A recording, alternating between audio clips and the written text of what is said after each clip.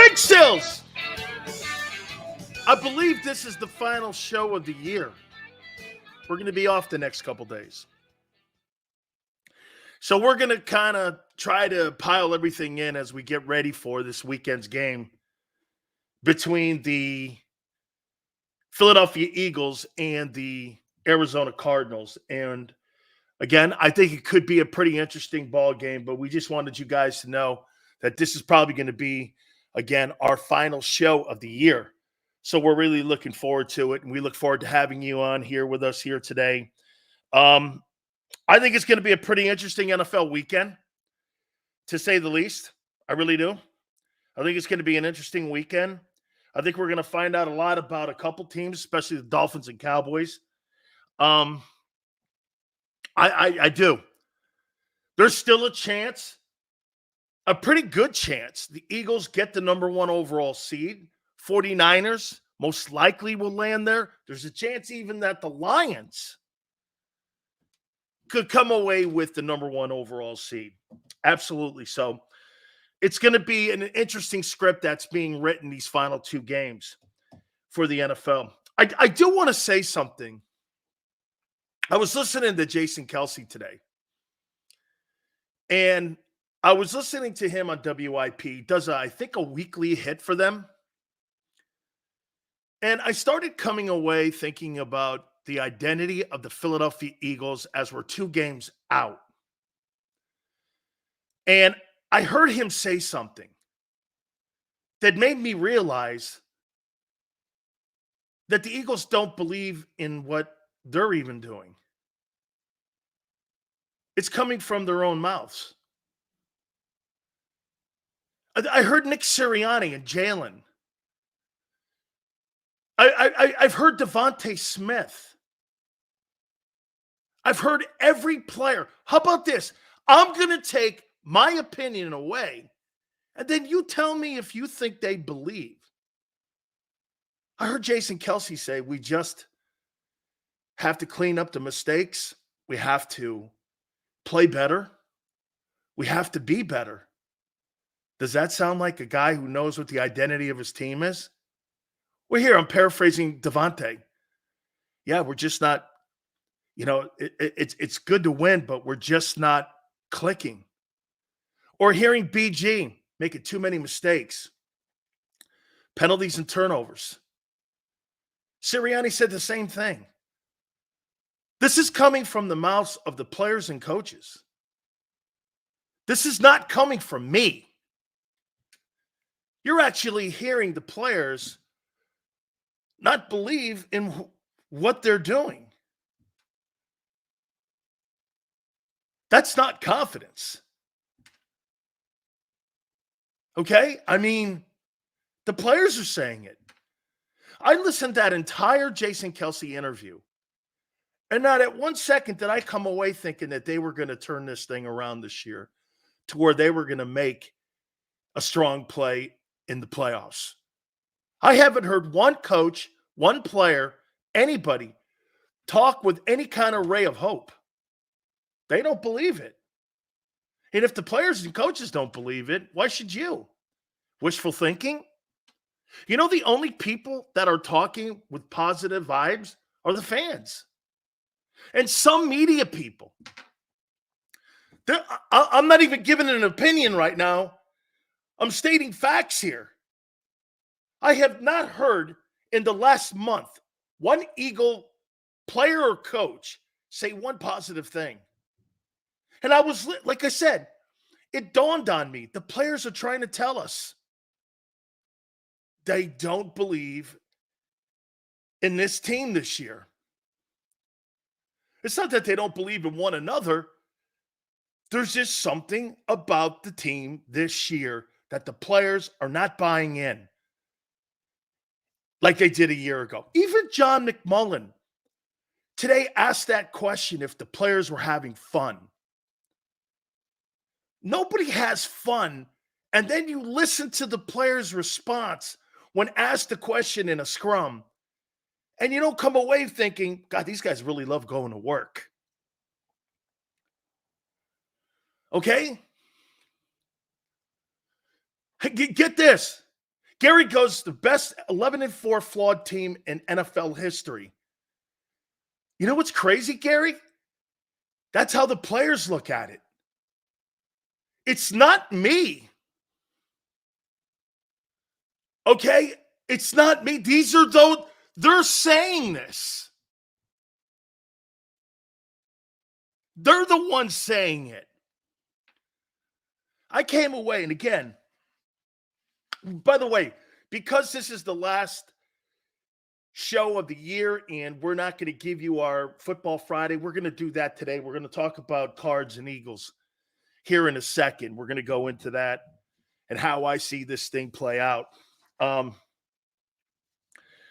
You know, I look at this and I go, okay, man, just listening to people talk this week and really last week and then the week previous. And Nick talking about all the flaws that they have. They never found their identity this year. They never did. They never found a rhythm at any time. They're not going to. By the way, stop with that. Maybe this team could play better. Of course it's going to play better. But you couldn't even put rhythm together against the Giants. You're not going to put rhythm together in the last 8 quarters of the year.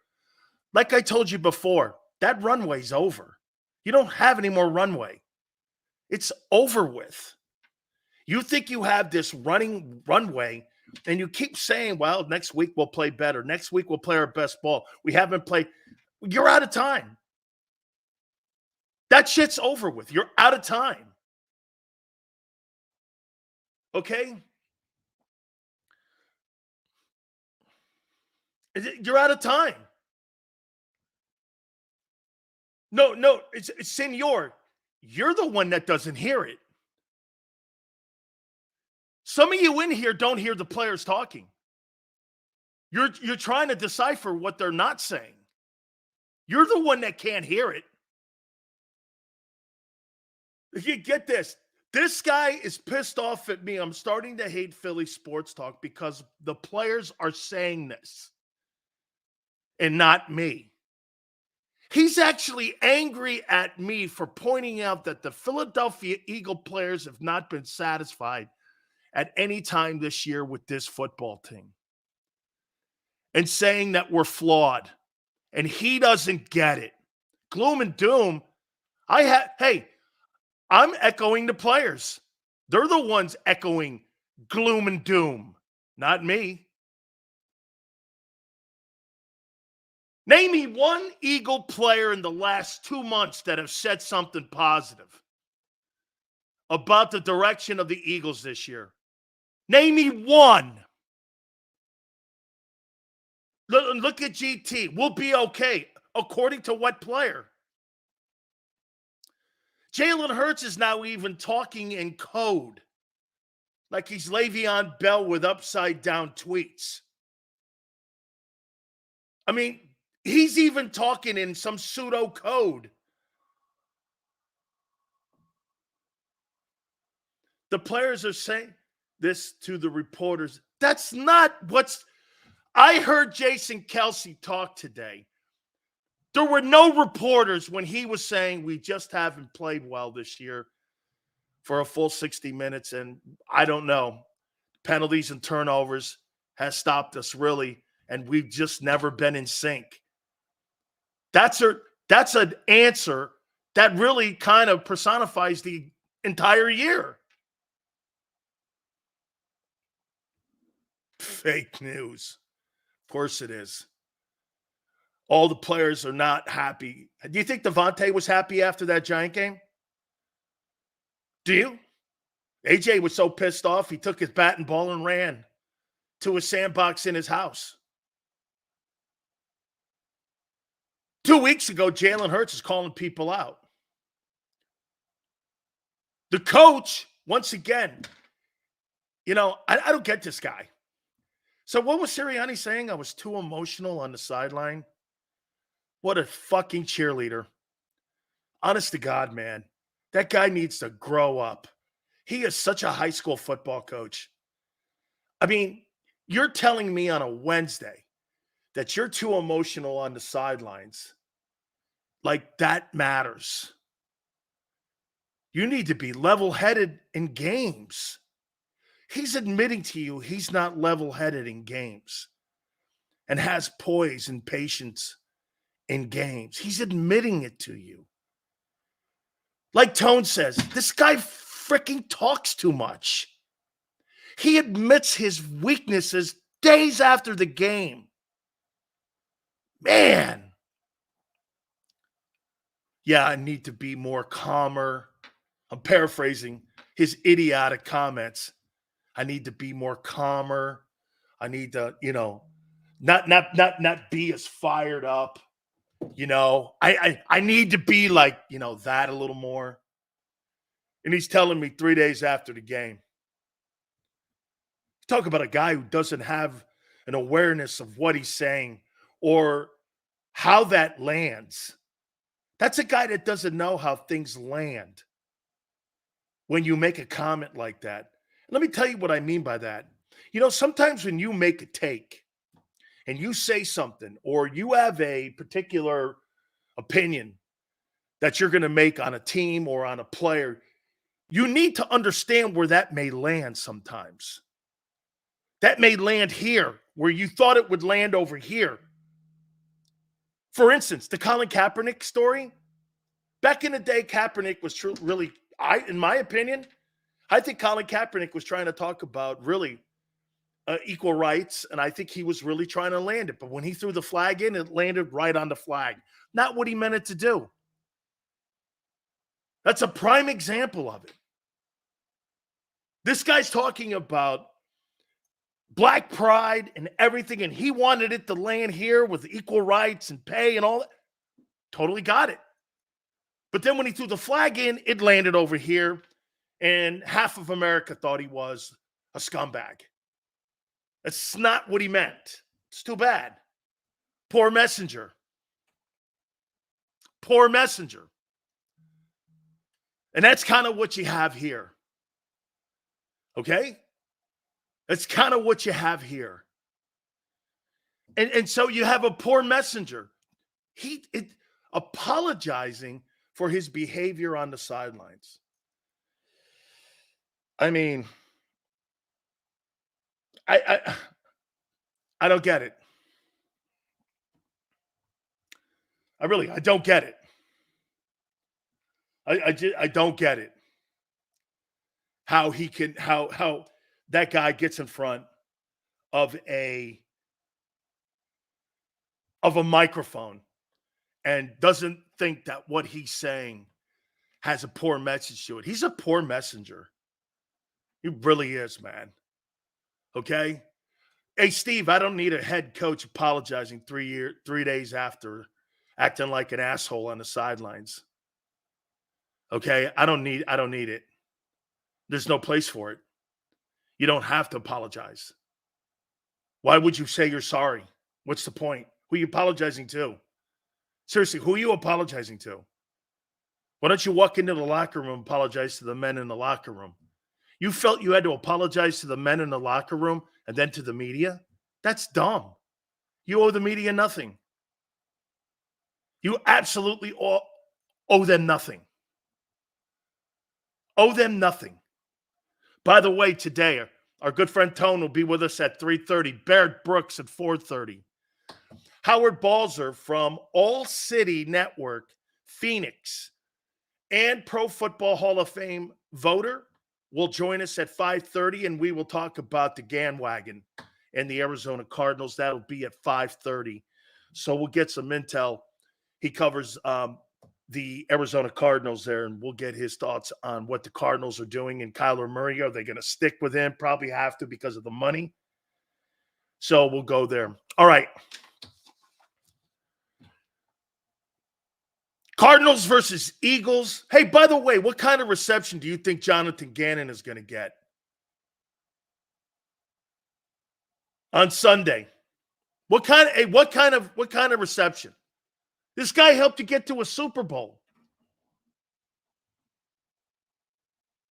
He helped you get to a Super Bowl. Are you going to cheer him or boo him? Boo? Wait a minute. Jonathan Gannon helped you get to a Super Bowl. He had the number 2 defense in the NFL. Your defense is trash this year. You're going to boo him? You're going to boo one of the best D coordinators in the history of the Eagles, statistically at least. He'll get booed? That bum. Holy shit. One of the best statistical defenses, 70 sacks. Number 2 in defense. And you're going to boo him? Man, shame on you. I think you're right. I think this guy's going to get booed like a crazy dog when it comes to how the Eagle fans see this guy. I really do. I think this guy's going to get chewed up on Sunday. And I think the organization also wants him to get his ass booed too. So, all right. Look here, man. This is another one of these football games. Cardinals enter the game. They're 26th in points scored, 24th in total yards. You know, they are 3rd in rushing the ball at 4.9. It's been kind of a weakness as of late. And they run the ball for 129 yards a game, which is 9th. That's not awful. I just don't think it's a good football team. I think it's another game where it's a 31-7 game. If the Eagles take care of business, I just don't see it. So, I mean, at the end of the day here, this is going to be more about Philadelphia taking care of business. And to me, I don't want them working on things. I want them simplifying things. Do the things you do great. Okay? You don't have to do things out of the ordinary against this football team. Don't make the game a fourth quarter game. You've made the Giant game a fourth quarter game. Try to give your guys a little bit of a breather by putting a team. You know, the problem even about last year's team was that you couldn't put teams away. Put teams away. Hey, T-Views, one of the reasons that I don't think that they can put teams away, I don't think they stay committed to running the ball because I don't think the owner wants them to be committed to running the ball. Can you imagine that? The Philadelphia Eagle owner stops the running game. I'm convinced of that because there's no other excuse. The analytics department stops the Eagles from running the ball. They stop them from running it. I am not going to sit here any longer and blame Brian Johnson or Nick Sirianni because you know what? When you keep repeating the same mistake for 16 weeks and you're heading into week 17, you're an idiot. Will you see a change in the playoffs? Man, so you're going to do things that you did throughout the regular season, and all of a sudden they're going to magically change into something else, and they're going to go from Clark Kent to Superman in the playoffs. You better hope there's an injury on one of the teams. Okay? You better hope there's an injury when it comes to San Francisco, Dallas, and Detroit. I don't really know if you can beat Detroit yet. If I were to rank the 4 teams in the NFC, I would rank 49ers, Cowboys, Lions, and Eagles. I don't think you're playing better than Detroit. And we're going to find out a lot more about Detroit this Saturday when they play the Dallas Cowboys.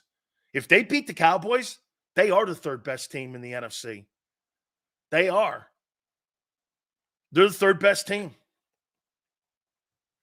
They will be the 3rd. If they beat the Cowboys on Saturday, and we're going to look at the games, okay? And if they beat them, okay, they're the 3rd best team. And I'm even more convinced you're a one and done team. Okay? So, let's go into this topic here. Does Jonathan Gannon have an advantage? And could he become a problem for the Eagle offense come Sunday? Practice against it, prepared against it, knows the personnel, knows what they can't do, knows what they're trying to do. Nothing's changed, according to the legendary Nick Sirianni. They're doing the same shit they did a year ago. So it's going to be pretty commonplace in what they're doing. Does Gannon have an advantage here of knowing what and how to stop the guy? Shit, the Giants stopped them, and they stink. Made it an 8-point game. If the Giants had a decent quarterback, maybe if they even started Tyrod Taylor, that game's closer. And the Giants stink. You're stumbling versus shitty teams. I mean, you guys are absolutely thinking that you're just going to roll the Cardinals when you couldn't roll the Giants. And the Giants already got for sale signs up in New Jersey. You couldn't even put them away. And here's the guy who knows you. Does he have an advantage on how to stop the offense? I think he does. I think he's got insight. Now, does that mean he has the personnel? No. They're terrible. But then again, you're pathetic on defense. You're as good as the Cardinals defensively. You understand that. If you changed helmets with the Cardinals defensively, you're the same group. Don't make it sound like just because you're the Eagles, you have this high-powered defense. You're just as good as the Giants on defense. You're just as good as the Cardinals on defense. You're one of the worst groups on the planet. So don't make it sound like you're really great over there. And here's the difference, though. Gannon knows how to beat you. Gannon beat the Cowboys. Actually pounded the Cowboys. Actually put a beating on the Cowboys. Who put a beating on you. Okay?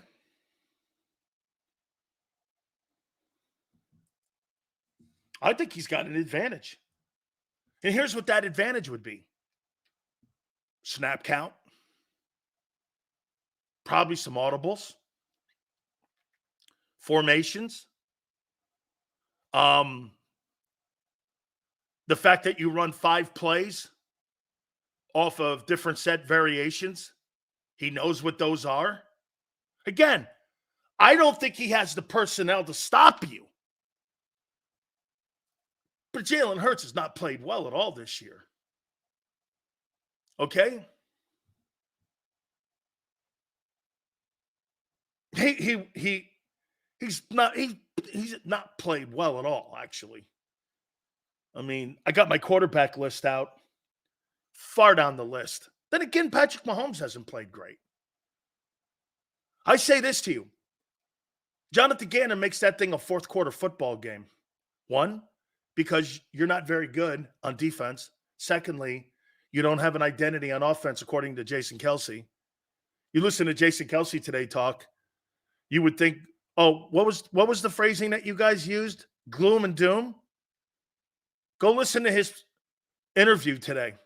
He talked gloom and doom. Wasn't me. Wait, hey, gambler. I wasn't the one, Devontae Smith, after the game talking shit on the team.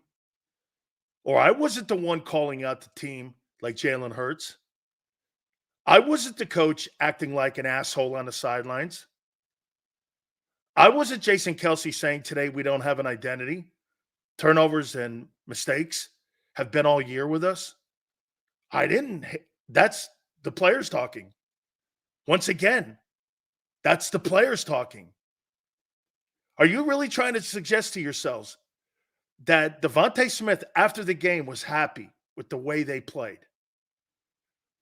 Or that Jalen Hurts didn't call out teammates and coaches? And that your dumbass coach lost his poise on the sideline? He admitted it today. I need to be better on the sidelines. I was too animated or something, or some bullshit that he said. Your entire football team has unraveled in the second half of the season into a point where, get this, your own players are telling you they're not going anywhere. You don't have to have a media person make a comment. All you have to do is listen to the players. They're telling you who they are.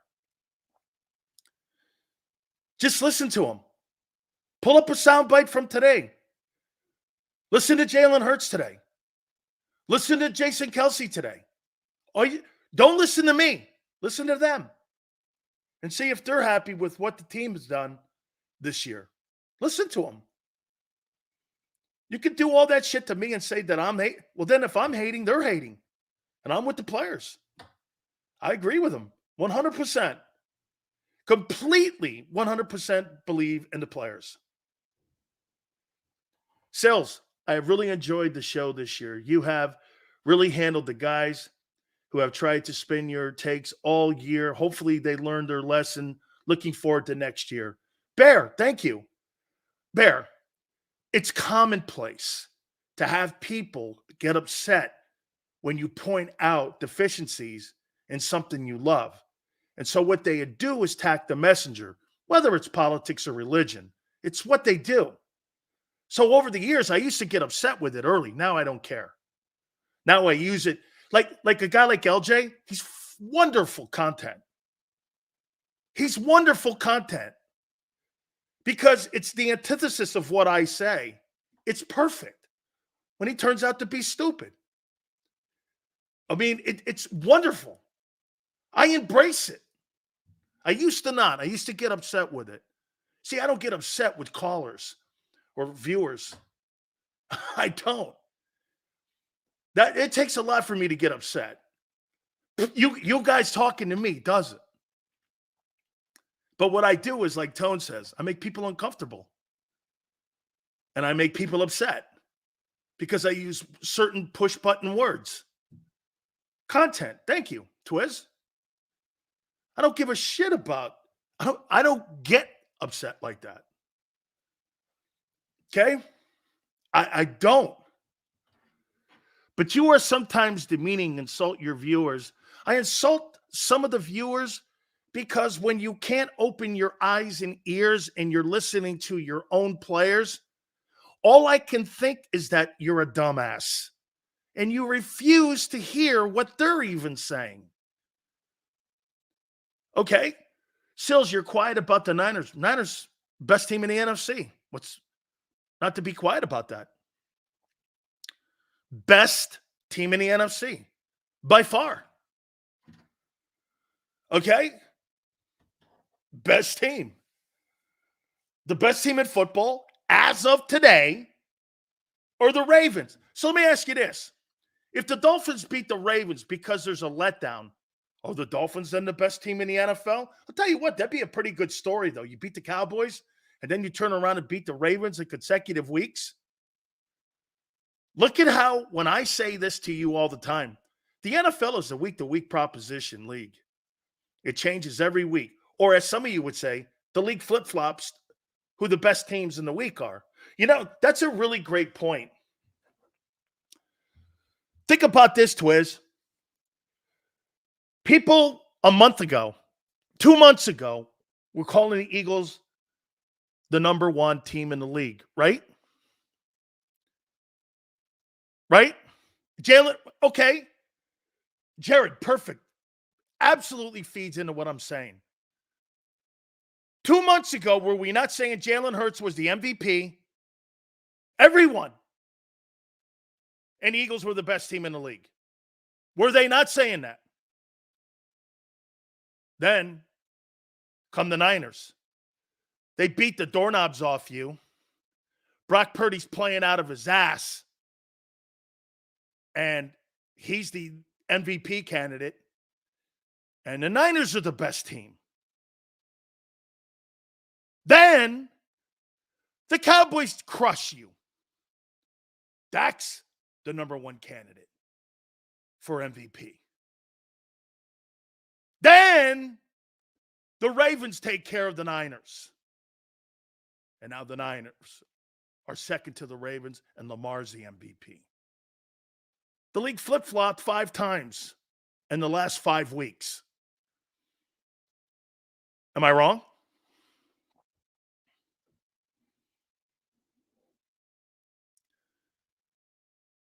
Has the media and the league flip-flop 5 weeks in a row?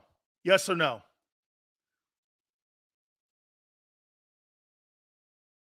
No?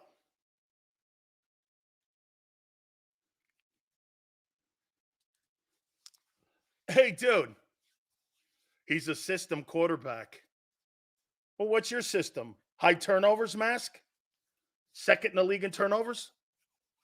Dude, Brock Purdy has had a great year. Get this. That guy could have a 4-turnover game and still superior year than what Hurts had this year. This guy has thrown the least amount of attempts of any quarterback in the top 10 right now, and he's second in passing yards. I don't give a shit what you say. Brock Purdy's had a sensational season. Sensational season. Even with 4 picks. Eagles have had a bad season, period, but let's remember the schedule this year was more difficult. It was. By the way, if I'm Philly, because you're not going to fix what you have going on right now, you got to hope for injuries on the Cowboys and Niners. And maybe to a point, I'll tell you something. The Philadelphia Eagles have nobody that can count and cover that offensive air attack in Detroit. What linebacker do you have can cover that tight end they have? He'll go for 200 yards on you. You can't cover Jake Ferguson. That Laporte kid's better. And the receivers they have in Detroit, plus the 2 backs they have, I think if I'm not mistaken, correct me if I'm wrong, Tone, I think that the Lions are 3rd in rushing. Am I wrong? I think if I'm not mistaken, I think the Bears and someone else, but Detroit's 3rd in rushing. So they're 3rd in rushing. They got a quarterback who's going to throw for 4,500 yards. I mean, the Lions are 3rd rushing the ball in the NFL.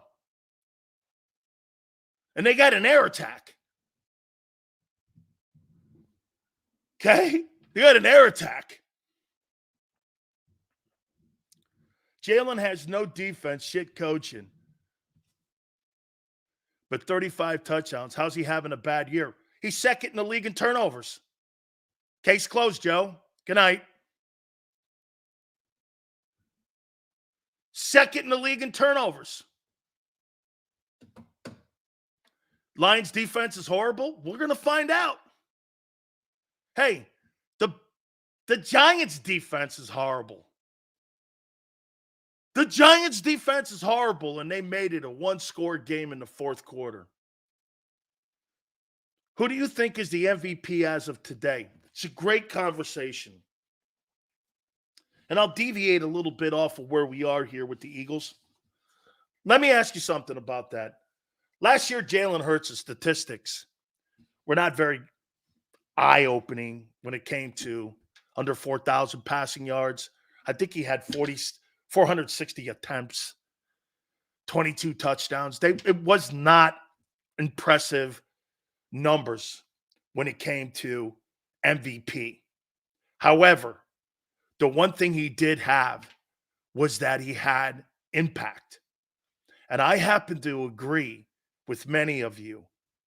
I think the most valuable player is the most valuable person. Let me give you an example of that. Okay? Let me give you, okay?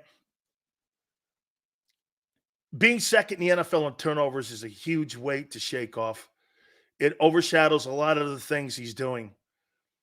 He has to wear that until next season. It's a damn shame because in many aspects, I think there's times in the season Jalen Hurts has gotten better.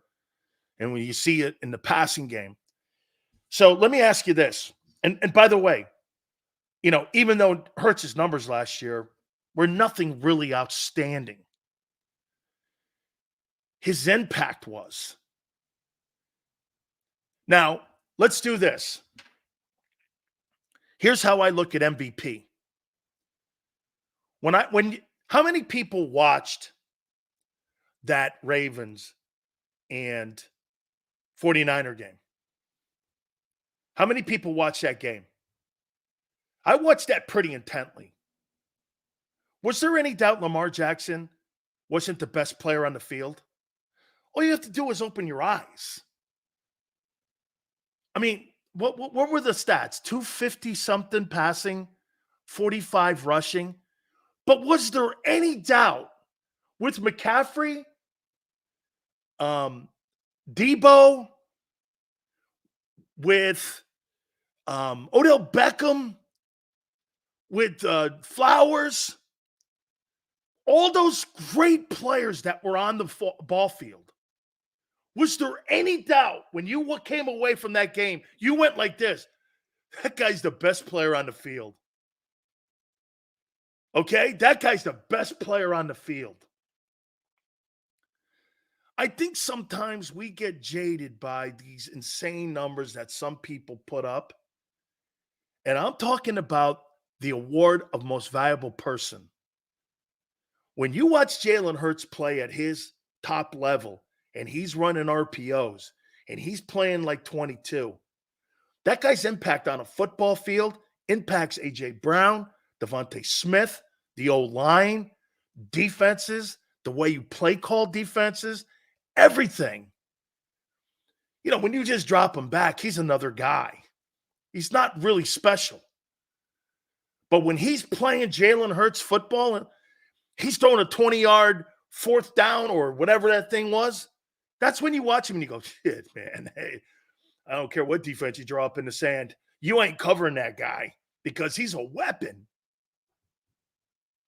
Okay?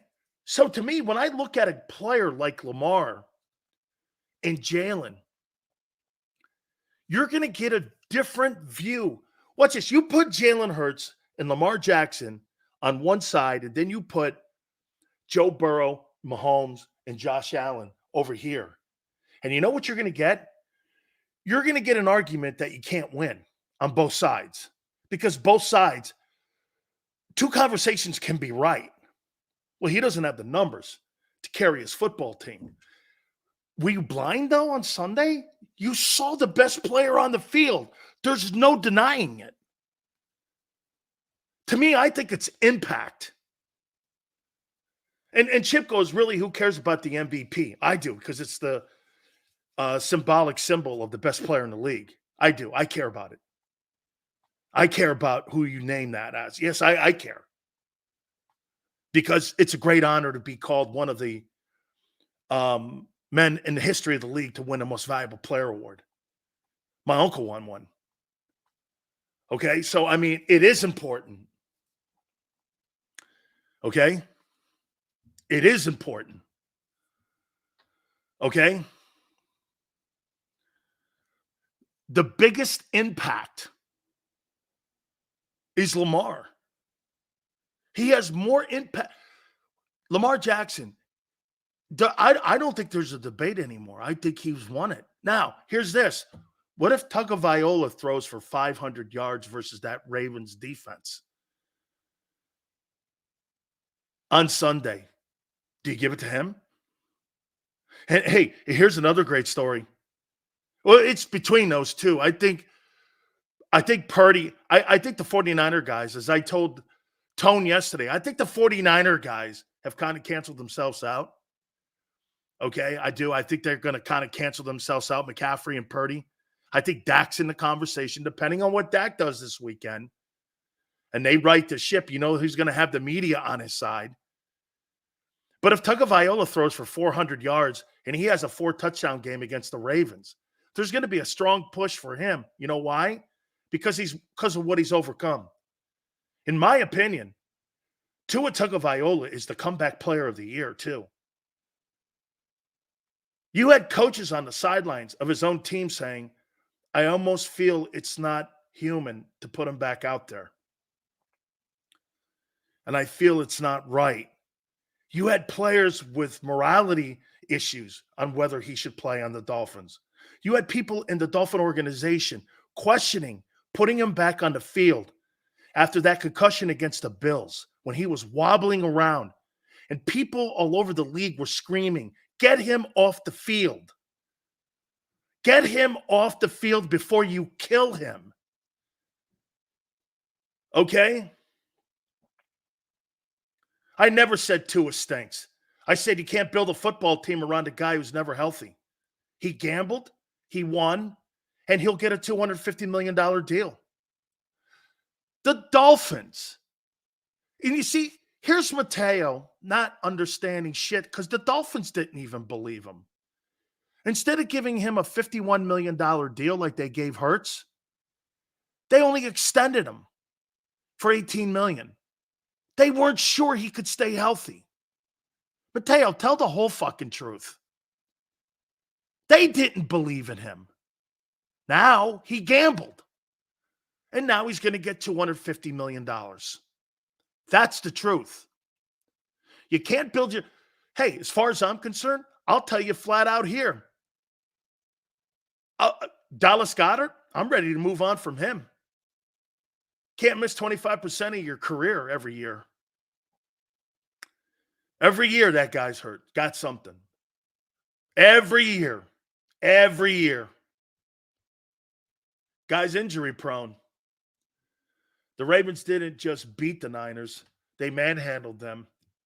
It was a thing of beauty. Gary, now, would you be shocked if the Ravens rolled in and played against Miami and you saw them kind of struggle against the Miami Dolphins because they came off a high emotional... Hey, by the way, okay, I mean, don't you have peaks and valleys when you come out of games like that. How many people, we went like this. I said there's not a chance in hell the Dallas Cowboys are going to beat the Buffalo Bills in Buffalo. No chance. After the way they handled the Eagles. It was a big emotional game. They go to Orchard Park and lose. And by the way, I said the Ravens would beat the Niners. The Ravens are playing a little better ball because the quarterback is more elusive. Okay?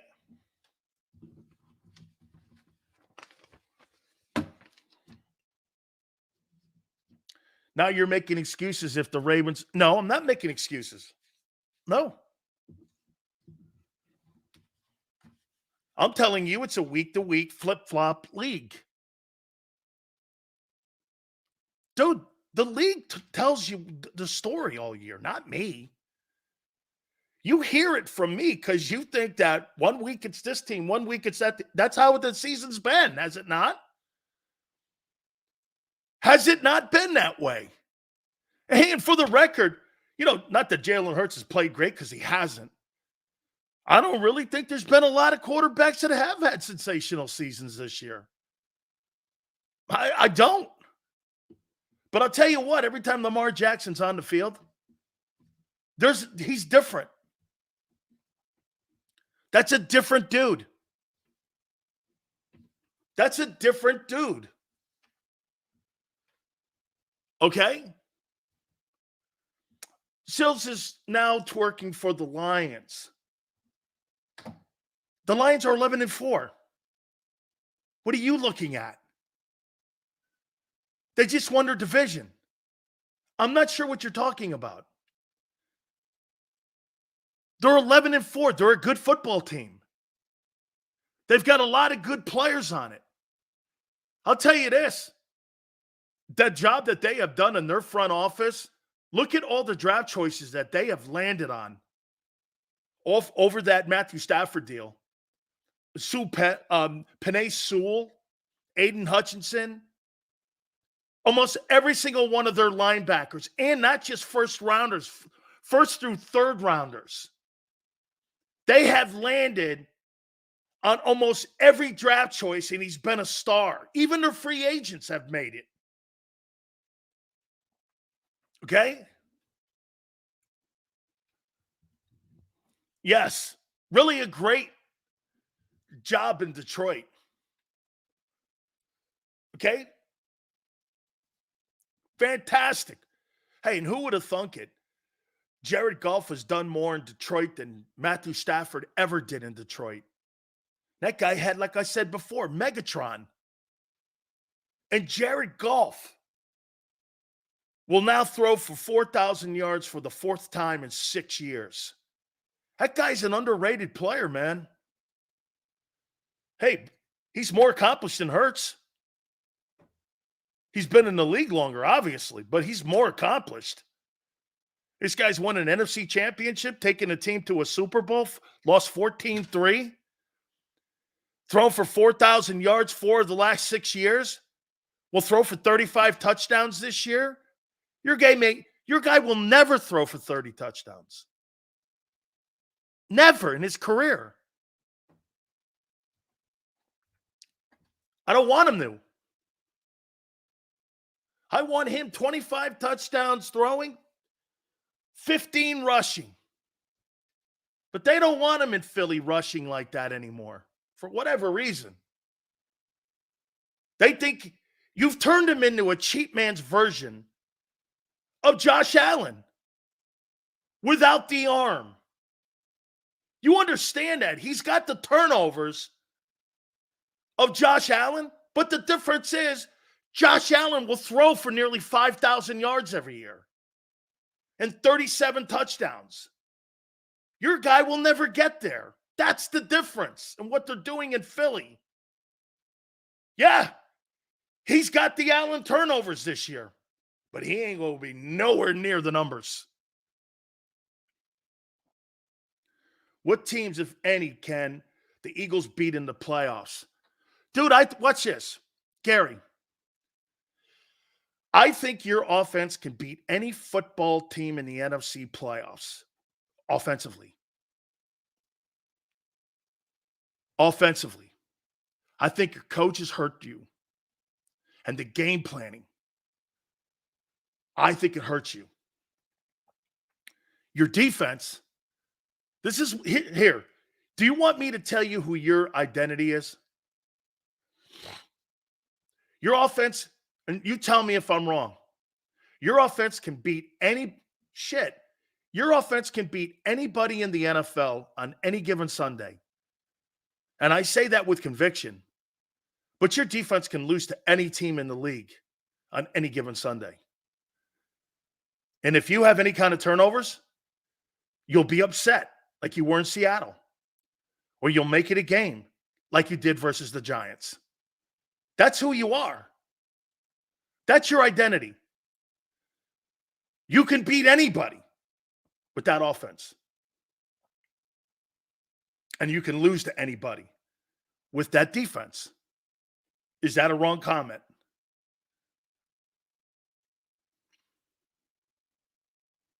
Okay? Mask, you can't go by that. Jimmy Garoppolo has been to a Super Bowl. Are you trying to tell me you think Jimmy Garoppolo is better than Josh Allen? You'd really take that.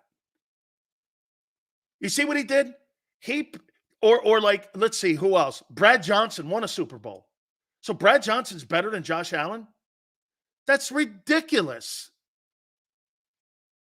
It's ridiculous. Or Joe Flacco's a better quarterback than Marino because Marino didn't win a Super Bowl. It's the dumbest conversation on the planet. It's a team sport, my friends. We got our quarterback list out. We're going to do that here in a minute. And I'll tell you my top 10 quarterbacks right now in the NFL, and I'll tell you who they are.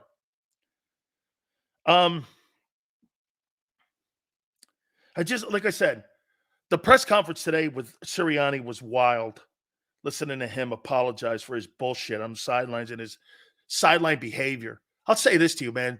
Chip Kelly had his bedside manner sucked, but this guy's sideline behavior is terrible. Waving on the screaming at the Colts fans, screaming at his players, hollering at Devontae Smith.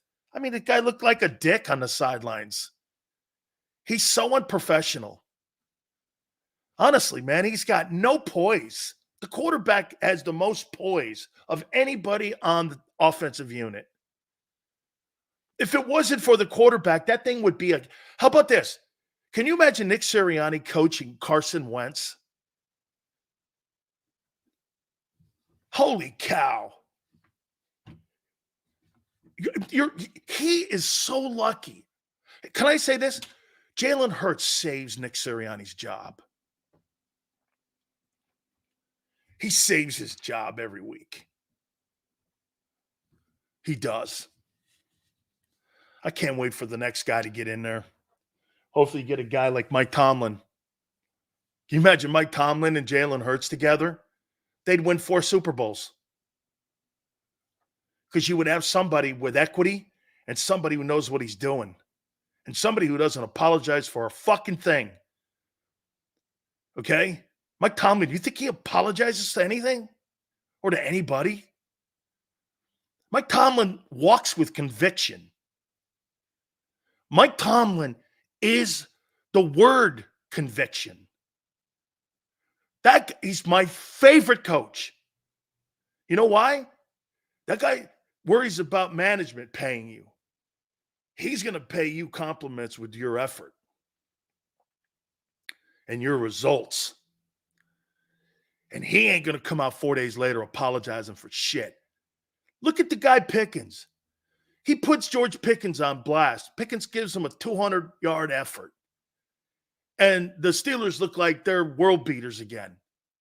That's coaching. That's motivating. That's keeping everything calm. That's being the leader in your locker room. That's being the leader of men.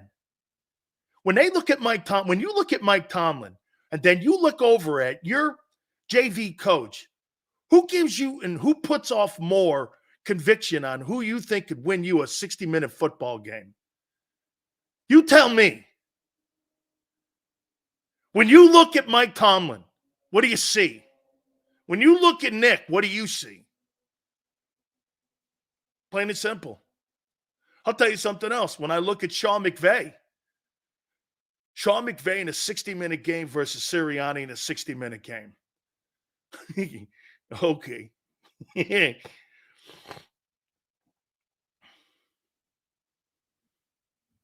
Guy's won a Super Bowl and 2 NFC titles. He's still the youngest coach in the league. Okay? Mike Tomlin has backing of ownership to operate his team.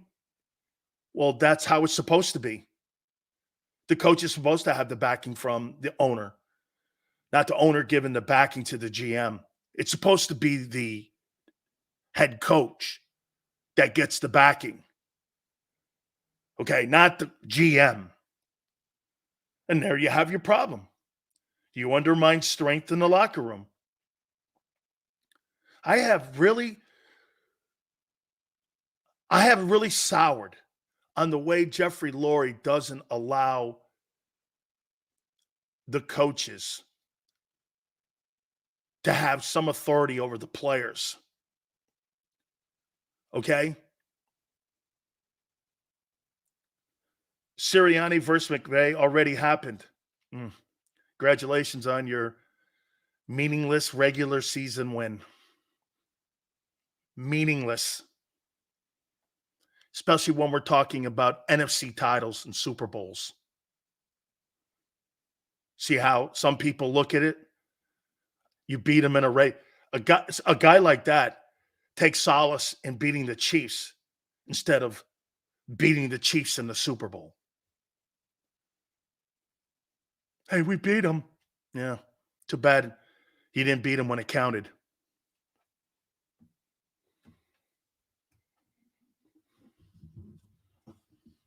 I want to beat people when it counts, not when it's convenient for your shit takes.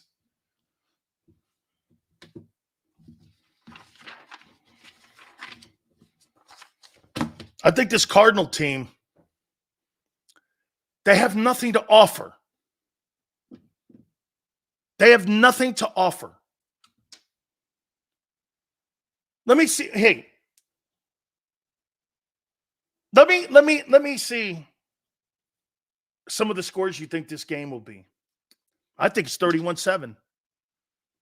Actually, should be more like a 31-3 game.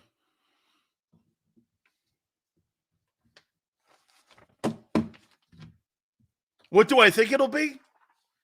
That's a different story. What do you think this game will be on Sunday? Blowout? I happen to think the Cardinals with Kyler Murray are better than the Giants. 34-30? 31-21? 31-17?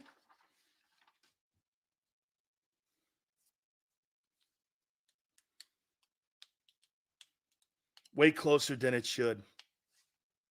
27-20.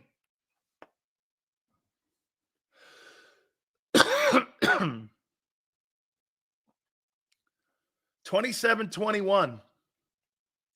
30-20. Hey, 20-19. Okay. I think you guys are right. I think you guys are right. I think this thing's close.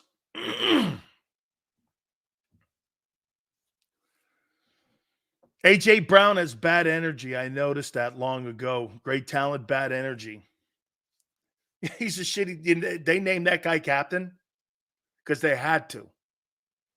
You see, A.J. Brown never earned the captain of that team. They sewed that on him to appease him because that's how you sometimes have to treat insecure people, make them feel that way, like LeBron or KD. I told you the stories. Dwayne Wade sewed the captaincy on LeBron in Miami because LeBron didn't have very much confidence rolling in there. KD was always made to feel like the star of the team when everyone knew it was Steph Curry's team. That's what leaders do. They empower the ones that are the weakest minded guys around them into feeling that they're the strength of the team when actually the guy behind the scenes is the strength of the team, like Magic Johnson. The captain was really Magic, not Kareem. Okay? It was Magic Johnson. But you had to make Kareem feel that way because Kareem was an insecure guy. Remember, Kareem hadn't done shit in Los Angeles. And he needed Oscar in Milwaukee. He had that. He was never a one go-to guy to win a championship. Abdul-Jabbar, who's considered, you could make an argument he's the GOAT, was never the go-to guy. Was never. Had to have someone get him the ball. Now, again, I think Kareem's shot is arguably the greatest shot in the history of sports, the skyhook. But he had to have someone. Unlike Olajuwon.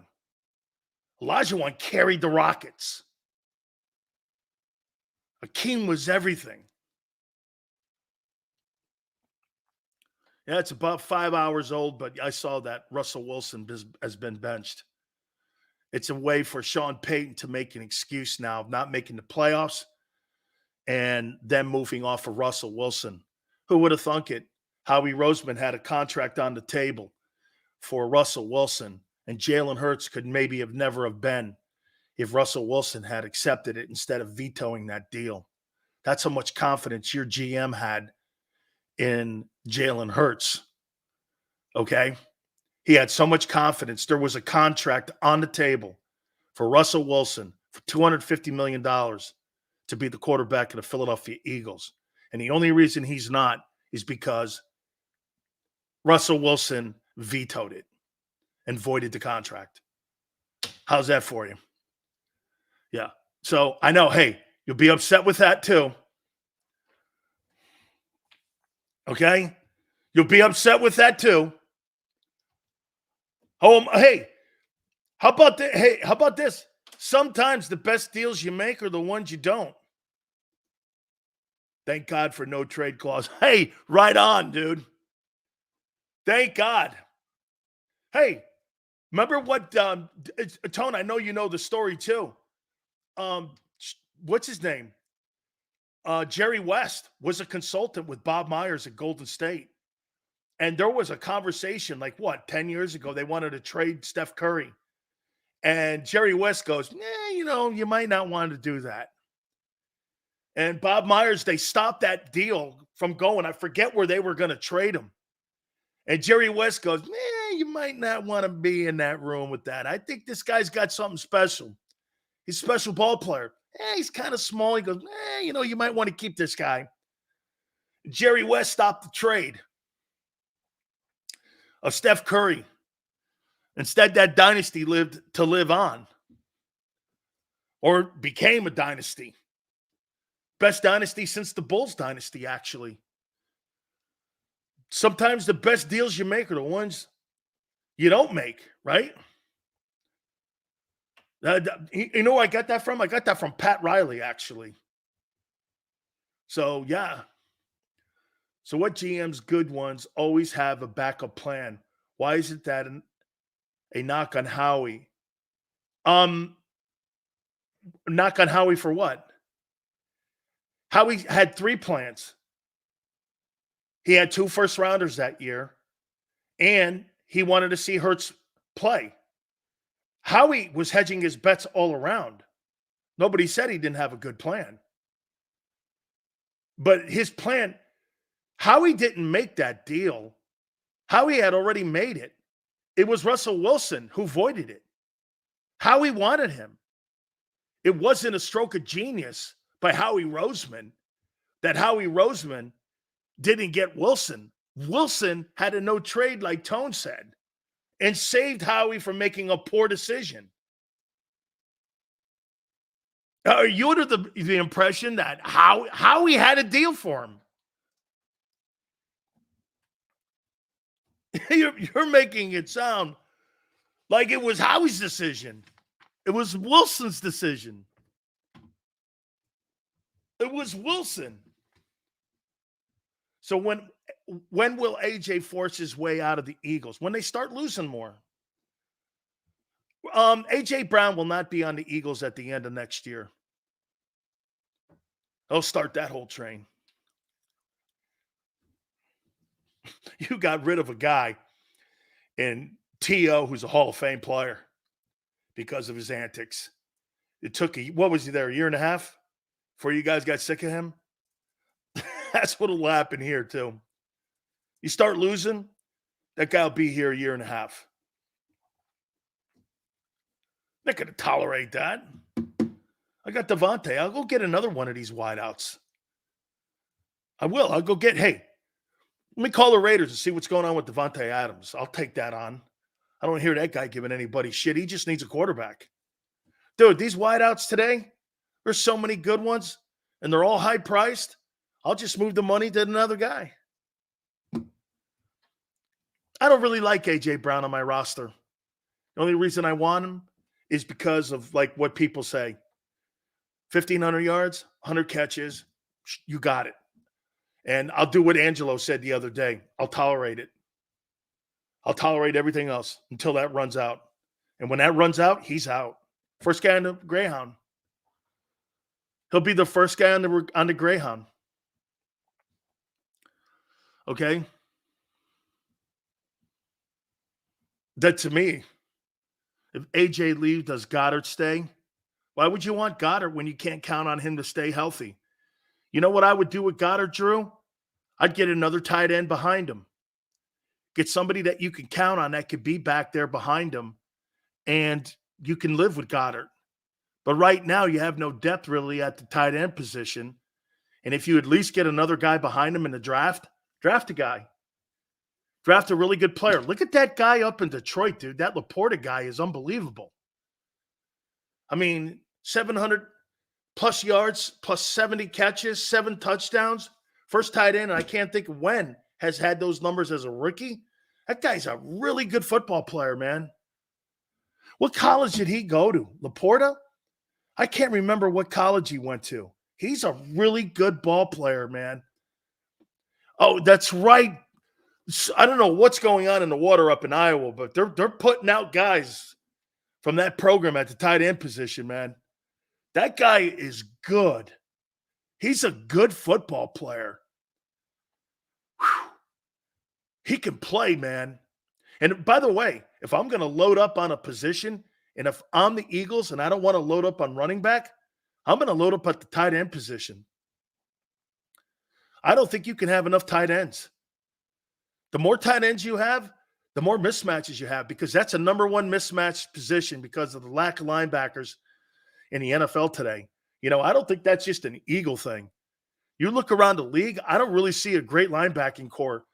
Isn't it funny? Only the good teams have good linebacking cores. Baltimore, 49ers, the Lions.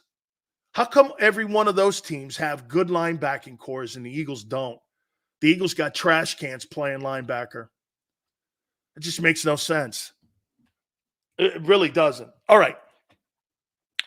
My top 10 quarterbacks in the NFL. We're going to look at that. Also, I didn't get to this yesterday. Job openings that I think, I heard Rob and Tone talking the other day. I think they said 5 or 6. I think there's a little more that potentially could be open. I want to look at that. Week 17 of the National Football League. Also, more on Cards and Eagles. Do me a favor, guys. Don't forget. Teams are having a difficult time evaluating a linebacker position in the new NFL. That's right, because you know why? The creation of the tight end position is now becoming incredible to defend, because linebackers have to be more like Barrett Brooks linebackers, cover 2 guys.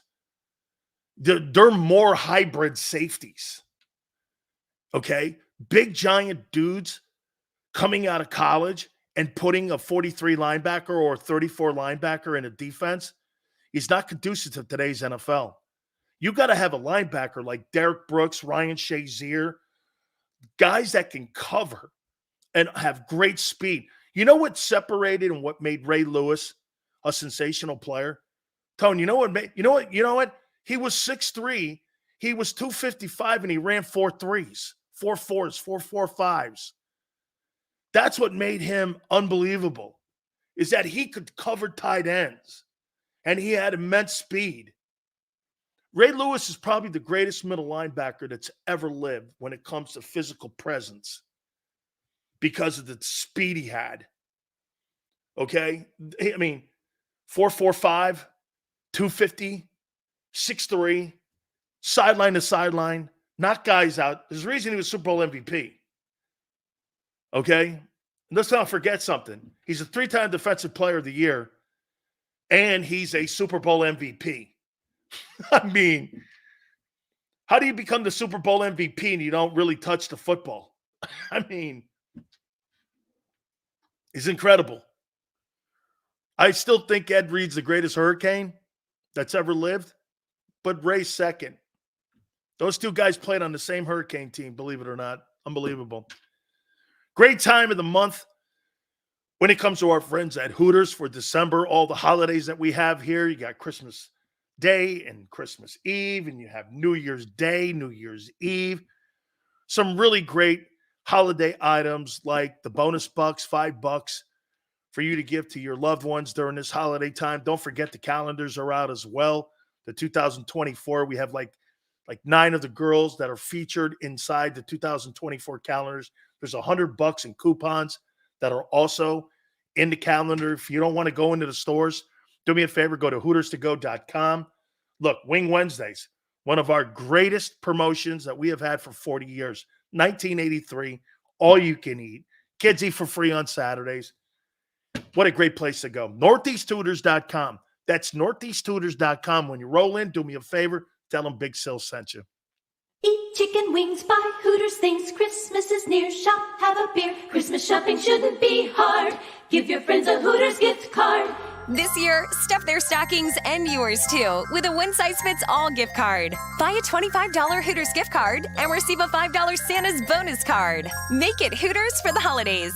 Eat chicken wings, buy Hooters things. Christmas is near, gift cards are here. Good at Hooters everywhere now. Hooters gifts are always favored.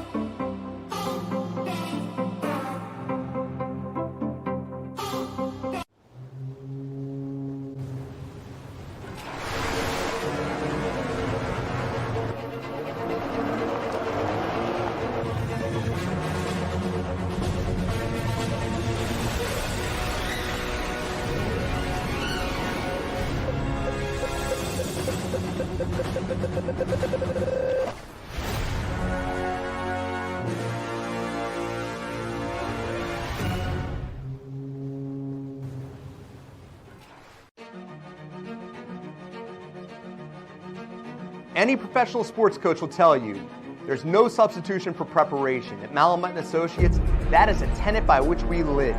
We prepare from day one for victory. Anything less is not acceptable.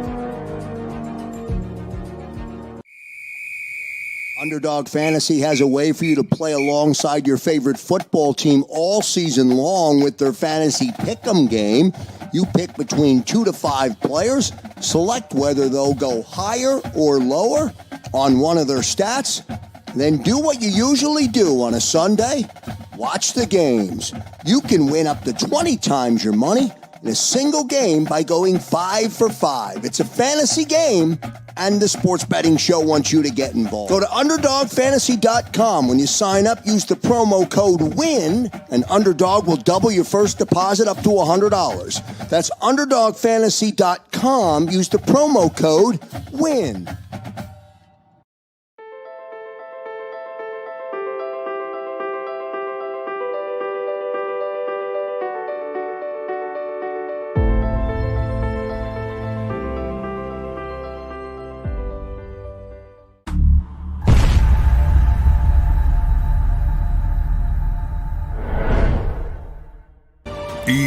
EAGLES, Eagles.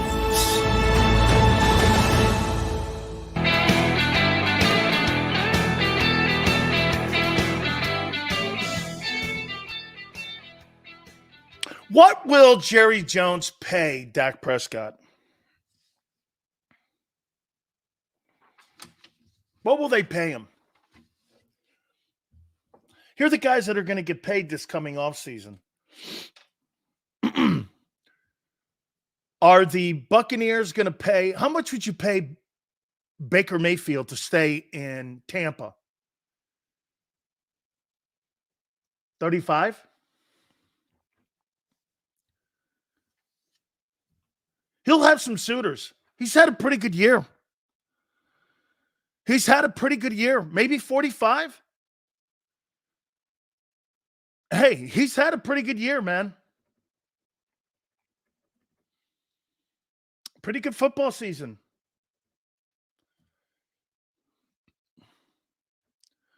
Dak Prescott will get $55 million. How much are you going to pay Tua? You got to worry about the guy having scrambled eggs for brains. I'm going to hold that against him in negotiations, too. I'm going to totally hold that against him. Oh, by the way, Tone will join us at the bottom of the hour. Barrett Brooks will join us tomorrow, in the next hour at 4:30. And then we'll talk to our friend Howard Balzer from All City Network, their Phoenix location. He covers the Arizona Cardinals, so we'll talk to him. Pro Football Hall of Fame voter, too, by the way. That'll be at 5:30. I would have to say that Tua's going to make – he's going to get $55 million. Wow. Tua's going to make a shitload of dough, especially if he can run through the tape. You know, he still has an outside shot at winning the Most Valuable Player award. Think about that. Still has a shot. Okay? I got to tell you, Clip, I happen to agree with you about T.O. Donovan McNabb was the worst leader in the history of pro football. McNabb couldn't handle anybody's ego. He took a shit on Deshaun Jackson, too, at the Pro Bowl. I know many people who were standing there that heard the comment. Even Deshaun Jackson commented on it a couple months ago. He was terrible a teammate. He was a poor teammate, Donovan. It wasn't just Terrell Owens. And by the way, look at the quarterbacks that Terrell Owens has had in his career. And everybody defends those idiots. I mean, like Jeff Garcia is a turd. Tim Rattay is a turd. Tony Romo is a turd. All those quarterbacks, you make them guys sound like they're Tom Brady he was shitting on. You think T.O.'s shitting on Tom Brady? He's not shitting on Tom Brady because Tom Brady's got the equity. Jeff Garcia has none. Okay? And for the record, at least when Terrell Owens was bitching about something, it was something that mattered about getting the ball to him. Dude, is he a cup of tea? Hey, most of you guys would not have liked to have played with Michael Irvin because Michael Irvin had a lot of the same attitude that Terrell Owens did. That's why, to me, a guy like Owens, I'll take him all night because I know what he can do. That's a guy. Hey, and don't ever put A.J. Brown in that guy's league. He may have some pretty – the NFL's different today. You imagine Terrell Owens in today's NFL where you couldn't touch him in defenseless receivers? He'd go for 3,000 yards. Imagine trying to bring Terrell Owens down in today's NFL. What do you think Terrell Owens would do in today's NFL? 2,500 yards? That guy's like a cyborg. I could make the argument he's the second greatest wideout to Jerry Rice. I think the three greatest wideouts in the history of the game are Irvin, Owens, Rice, and you could make an argument for Randy. But the problem with Randy is if the play didn't come his way, he took the play off. Okay? That Olamide guy, I watched that play, him blocking downfield for Devontae Smith. I would never put Quez Watkins on the football field ever again. That was it was one of the highlight plays of the year. Did you see him put that giant guy on his back? Got no love. Nobody pointed it out. And he put a guy on his back. You got to go to Twitter and watch this thing. This kid, how many yards do you think he drove him? 20? He drove that guy 20 yards into the end zone and put him on his back. I watched that thing 10 times and I said, that's a freaking unbelievably awesome play. That's a play that makes me want to give that guy a 3-year contract. Right? It's telling us like at least 20 to 25 yards he drove him. And then put him on his, hey, Tone, put him on his ass? I thought he put him on his back. I'd rather be put on my ass than my back. Because you know what? If you're put on your back, you know what that means? The first thing to hit your head. I mean, dude, it was a thing of beauty. It was better than Devontae's touchdown catch. Watching a player with nothing involved in catching the play, but helping his teammate get into the end zone scot-free and putting a player on his back, that's how you win Super Bowls. That gave me optimism. Because you got guys like that on the football field that are playing like that. That's marvelous, man. Shit, dude. You know what? Coaches are I'm telling you, the coaches in the team meeting or when they were watching the game, they must have took the circle out. There's like a circle flashlight that the coach gets to like single out things and plays. They must have ran that thing back at least 10 times and singling him out. Watch this. You want to see what effort is? That's effort. That's unheralded effort. That's the stuff you go overboard with because you don't have to coach it. That's in here. That's not a coaching. That's nothing coaching. That's desire, willingness to win, sacrifice. That's all the things as a coach you're praying your players all absorb. And you're watching that. Dude, I watched that thing 10 times last night. I was like, that was awesome. Watching that kid put that guy on his back for Devontae was absolutely special. That's exactly what you're looking at. Man, there is hope. Okay? There's total hope on that. Yeah, Randy Moss is number 2. And unfortunately, never landed on a Super Bowl, did he? Irvin's got 3. I get it. T.O. didn't land on one. I'll take T.O. Okay.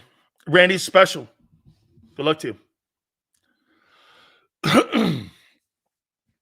Yeah. Tremendous. All right. I want to get to my top 10 NFL quarterbacks.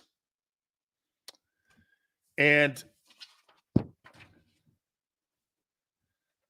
pretty incredible how this list is folded in as we go into the last 2 weeks of the season. Okay? It's incredible where this list is and where these players have all played. At one time or another, you could make the argument that every one of these guys, except for a few, were number 1 at one time during the season. Let me see. 1, 2, 3, 4, 5, 6, 7. 7 of the 10 at one time this year were the number 1 quarterback heading into a respected weekend. That's how much the league, to use some of your words, have flip-flopped on how sometimes one guy's held the mantle for a bit, then another guy held the mantle for a bit. Then another guy held the mantle for a bit. It's been that way pretty much the entire season for the teams, too. Okay?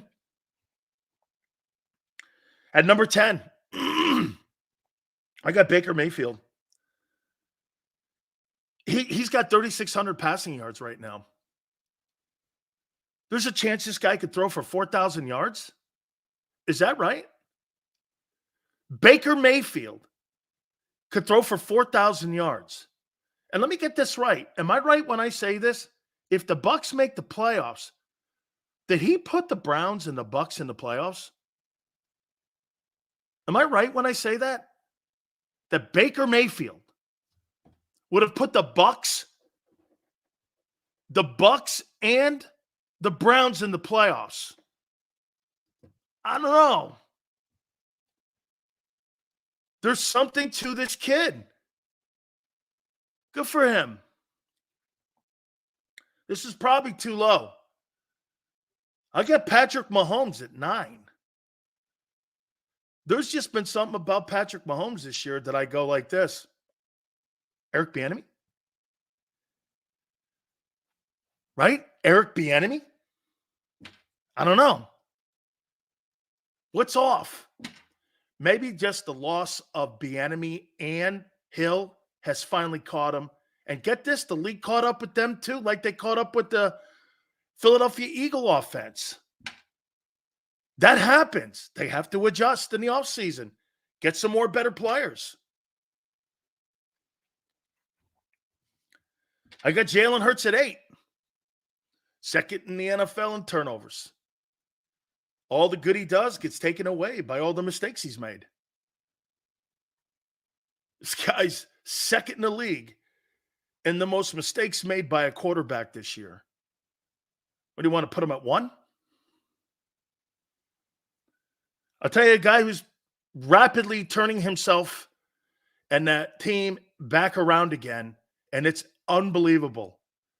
But for a guy that's not played, especially early on, and he got hurt early, Matthew Stafford has played some great football, and I don't think that 49er Rams game at the end of the year is a layup for the 49ers. I don't think that's a layup. Okay?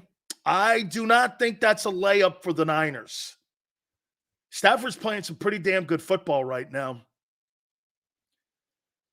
As a matter of fact, that Rams game, I'm good. That's going to be an interesting ball game. They're playing really good ball. Do they have enough to be consistent? I don't think so. But we shall see. I got Jared Goff at 6. In my opinion, Jared Goff has had another great year. 35 touchdowns, 4,500 passing yards. His team's 11-4. It's Detroit. You want to hear something psycho? Detroit. Do you know how many playoff wins they've had in the last 70 years at home? 2. 70 years. 2. Put that in your cap. Detroit doesn't have success. You got more wins in the last year of your playoffs than the Lions have had, okay, in the last 70 years. Number 5, I got Brock Purdy. Spectacular season. Here's a guy that's thrown the least amount of attempts, second in passing yards. Tops in almost every single quarterback statistic there is in the league. His team's the number 1 team in the NFC right now. What more do you want from a quarterback to be the number 1 team in the NFC, have home field advantage, and put up some of the best numbers in franchise history with a franchise having Steve Young and Joe Montana on it, and John Brody? I mean, you're talking about a guy in the conversation of putting numbers up next to some of the greatest quarterbacks that have ever played the game. Okay? Incredible. He could arguably, I don't know if he'll have the all-time single-season passing yardage number, but can you imagine him having more passing yards in a season? Now, there's one more game than what Montana did. And look, some of you will overcook it. No one's telling you he's better than Steve Young or Purdy. He's just off to a better start than those two. Purdy's off to a better start in his career than Montana was. And Young. Statistically. Now, Joe, of course, I can make the argument he's the greatest quarterback to ever play. Okay? Joe Montana's not losing to Nick Foles in a Super Bowl. He's beating John Elway and Dan Marino. That's who he beats. He doesn't beat or get beat by Nick Foles. Okay? And to make the point even more, Montana never threw a pick in a Super Bowl in 4 of them. And he's 4-0. Like Jordan, 6-0. 135 quarterback rating. Nobody outplayed Joe Montana in Super Bowls. Okay? And for the record, the first Super Bowl, there wasn't no Jerry Rice on the team or Roger Craig. You can't name a guy on the team. I got Dak at number 4. I got Josh Allen, number 3, hottest quarterback in the NFL right now. I got Tua at number 2. And I got Lamar Jackson at number 1. So it's Lamar Jackson, Tua, Allen, Dak, Purdy at 5, Goff 6, Matthew Stafford 7, Hurts 8, Mahomes 9. Unbelievable. I never thought I would ever put a quarterback list together and Baker Mayfield would be on it for my top 10 quarterbacks. Okay? I never in a million years ever thought that I would say that. All right. Let's bring Tone in here for the segment. Don't forget Barrett Brooks at 4:30 and Howard Balzer from All City Network at 5:30, Pro Football Hall of Fame voter. We'll talk Cardinals with him. All right, my list, my friend. Yeah, I'm looking over it right now. So you got LJ 1, Tua 2, Allen 3, Dak 4, Purdy 5, Goff 6, Stafford 7, Hurts 8, Mahomes 9, Mayfield 10. Yeah. That's actually not a bad list now that I'm looking at it straight on. Hearing you say it, and then now, because when you do your list, I try to write them down to make sure I'm keeping track. And that's actually not a bad list at all. I think Jalen Hurts has played better than Patrick Mahomes this year. I wouldn't argue against that. He's had bigger moments, right? He's had some moments that kind of. I think he's beaten better teams. That part too, and I think that's what's keeping Jalen Hurts on his list. The fact that he's beaten, guys like Josh Allen, he's beaten Tua, he's beaten Baker Mayfield. He's actually beaten, I believe, 1, 2, 3, 4, 5 guys out of this list this year. Yeah. He's beaten Tua, he's beaten Allen, he's beaten Stafford, he's beaten Mahomes, and he's beaten Baker Mayfield. So he's beaten 5 out of 10 guys on this list. Not bad, not bad when you think about the fact that his year isn't going as he had thought it would go from a turnover perspective, right? That's right. And the point you brought up, Tone, if he had half the turnovers, absolutely. If Jalen Hurts had half the turnovers, up there in the top 3, he'll be in the MVP conversation. If he had less, he'll be in the top 5. Exactly. So, I think this. Answer me this, right? I feel like every quarterback has that signature season where they just have way more turnovers than they normally have. Yep.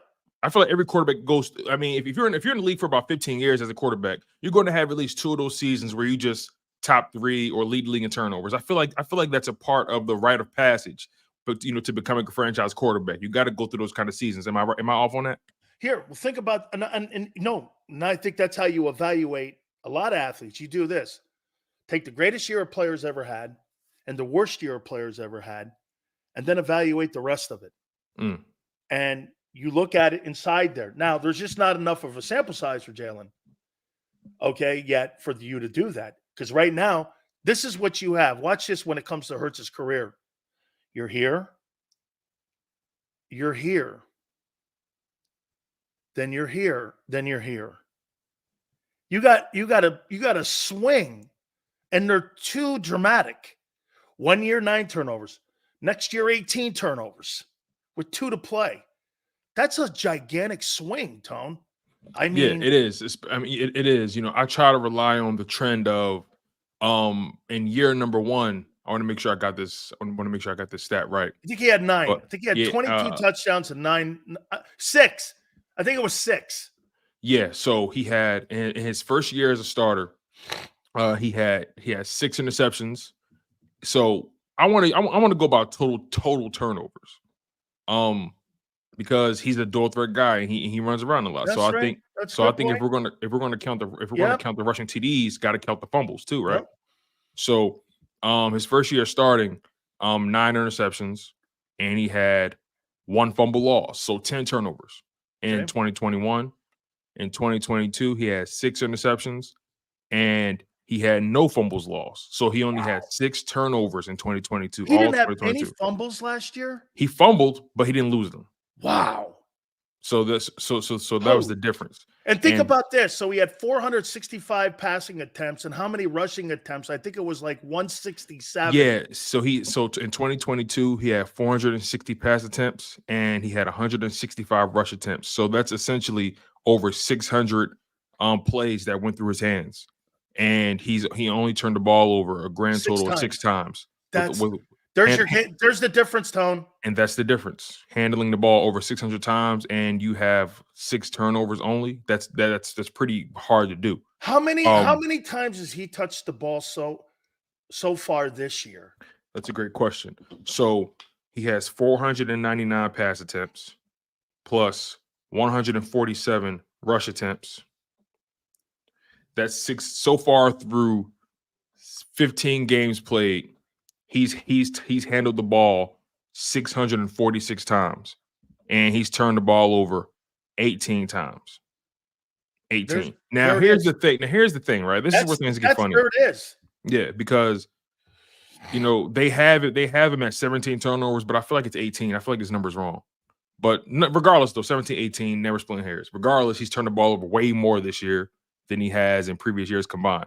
he's turned the ball over more times in this year than 2021 and 2022 combined. Yep. So doing the math on that, I mean, that's the difference in his game this year because the completion percentage is pretty on par for last year.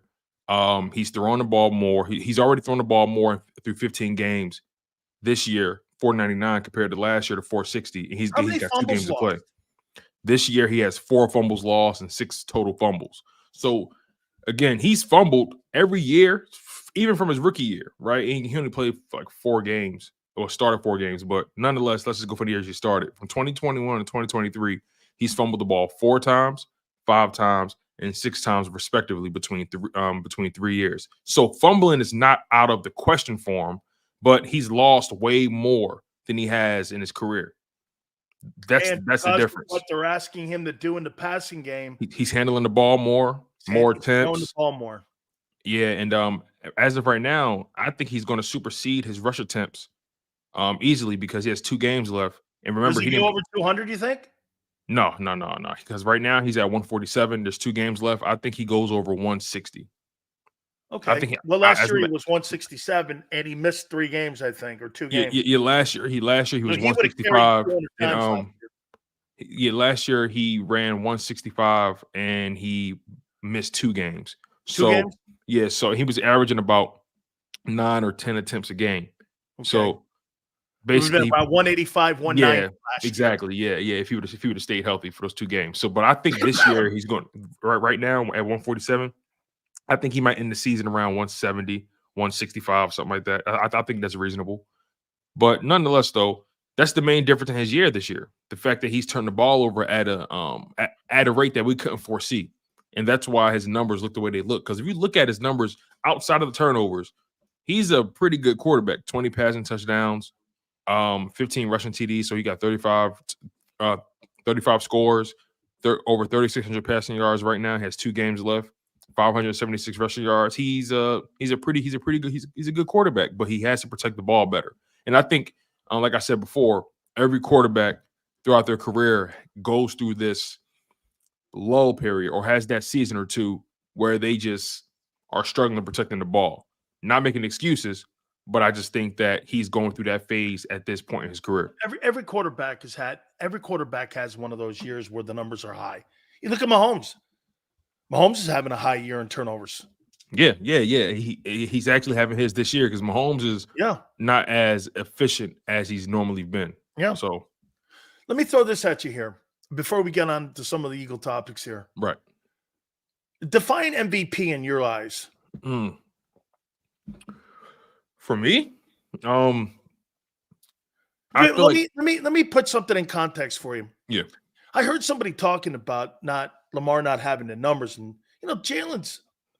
They're always going to look at the passing side, and they were underwhelming. But if you put everything together, you kind of see it. And I looked at Jalen last year, and I'm like, yeah, but did you see him on the field? There were many times when he was the best player on the field. And to me, Tone, when I watched that game Sunday night with Lamar, there were Christian McCaffrey, Deebo Samuel, Brock Purdy, Odell Beckham, all these superstar players that were on the field, Nick Bosa. I'm going like this. There's not a question that Lamar Jackson was the best player on the field, and it wasn't close. 252 passing, right? 45 rushing. If you walked away from that game, you would go, okay, really nice ball game he played. But if you watched it, you were like, they couldn't defend him. And to me, I think it's got to have something to do with the impacting of the game, the way you look at him and the way you see him. Your eyes you can't deny what you're watching versus looking down on a piece of paper and going 4,500 passing yards, 35 touchdowns. Because when you watch that versus that, you go like this. That's not what I saw. And and I don't think both arguments are kind of wrong. I mean, you can make an argument for a guy having an exceptional year like Mahomes did a year ago. Mm-hmm. You can make that argument because remember, the MVP is a seasonal award. Nothing to do with the postseason. Right. For me, I can never decide my MVP just off numbers alone because in that case, Kirk Cousins would have 2 or 3 MVPs. right? So I can't just look at that award and say, okay, if you pass these benchmarks statistically, okay, you're a shoo-in for the award. I don't believe in that. I believe you have to have a healthy dose or a healthy conversation about production, which are the numbers. You have to have a healthy dose of the conversation in terms of impact on your team and winning. Signature moments, meaning those big matchups, a la Hurts versus Mahomes or Hurts versus Allen. You got to have those. You got to have those matchups to add to your MVP candidacy, right? Also, you got to factor in a certain level of leadership and a certain level of does your team rely on you to win? Do you think people go that deep in the evaluating of that award?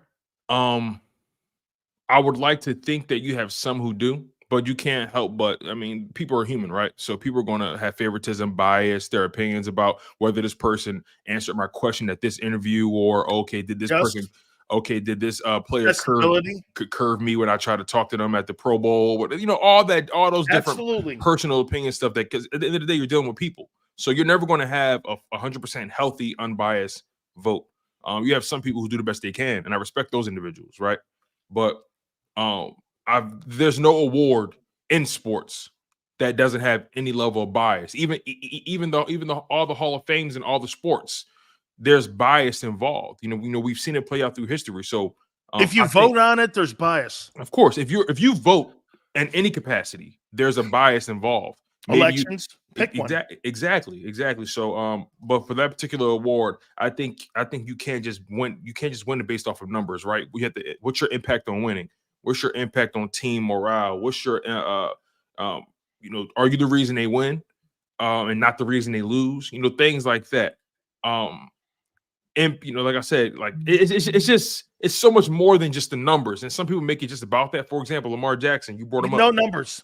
He's not in the top 10 in anything, maybe completion percentage. His numbers aren't spectacular at all. No, he's like I said, the thing. If you look at him, they're really underwhelming. His impact is out of this world on that team. But when you watch him play, you go, okay, you see it. That guy's unreal. You see it. So again, if numbers was all you needed, Kirk Cousins would be MVP and all that kind of stuff, man. But it's more than that. Also, when it comes to a quarterback, right? For me, I don't care about you breaking records or throwing for the most yards, being in the top 3 in this, top 3 in that. I don't care about that. When I'm evaluating the quarterback or the quarterback that I want for my team, do you win? Do you win the big one? Do you stay away from making the bad play? Right? Are you boring? You know what I mean? How are you as a leader? Things like that. I don't care about the flashy numbers. I don't care about a flashy quarterback. Does he win? And does he win the big one? Is he capable of doing that? Has he put me in position to do that time and time again? Everything else, Casper the Friendly Ghost. Does he win?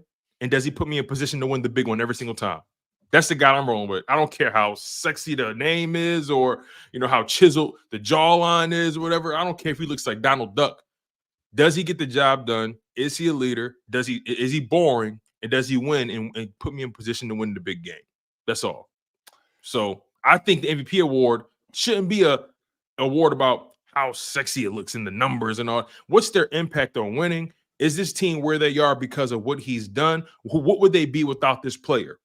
It's all about value. I think the answer to your question is in the name of the award. Who's the most valuable player on that team? I think it's person, not player. Person. Okay. Who's the most valuable person in the league to their team? That's how I look at that award. I really do. By the way, are you holding a celebration today, a bonfire that Russell Wilson? Oh, and some of you over there on Russell Wilson. Russell Wilson, I'm going to pull out an easy E line. Hey, you can get rid of me all you want. I'm still owed $180 million, whether you have me in your building or not. I'm still getting $180 million, and it's all guaranteed, dog. So if you don't want me and you want me to do this, I'm still getting paid. However, your boy Howie Roseman, man, he got off the dock. Russell Wilson saved his ass, man, or that guy would be in Philly. It's crazy how the world turns, Yes, man. sir. It's crazy how you ever think back in life like, damn, what if I made that left? I would have been caught up with their asses too. Is that You know what I good mean? bad luck?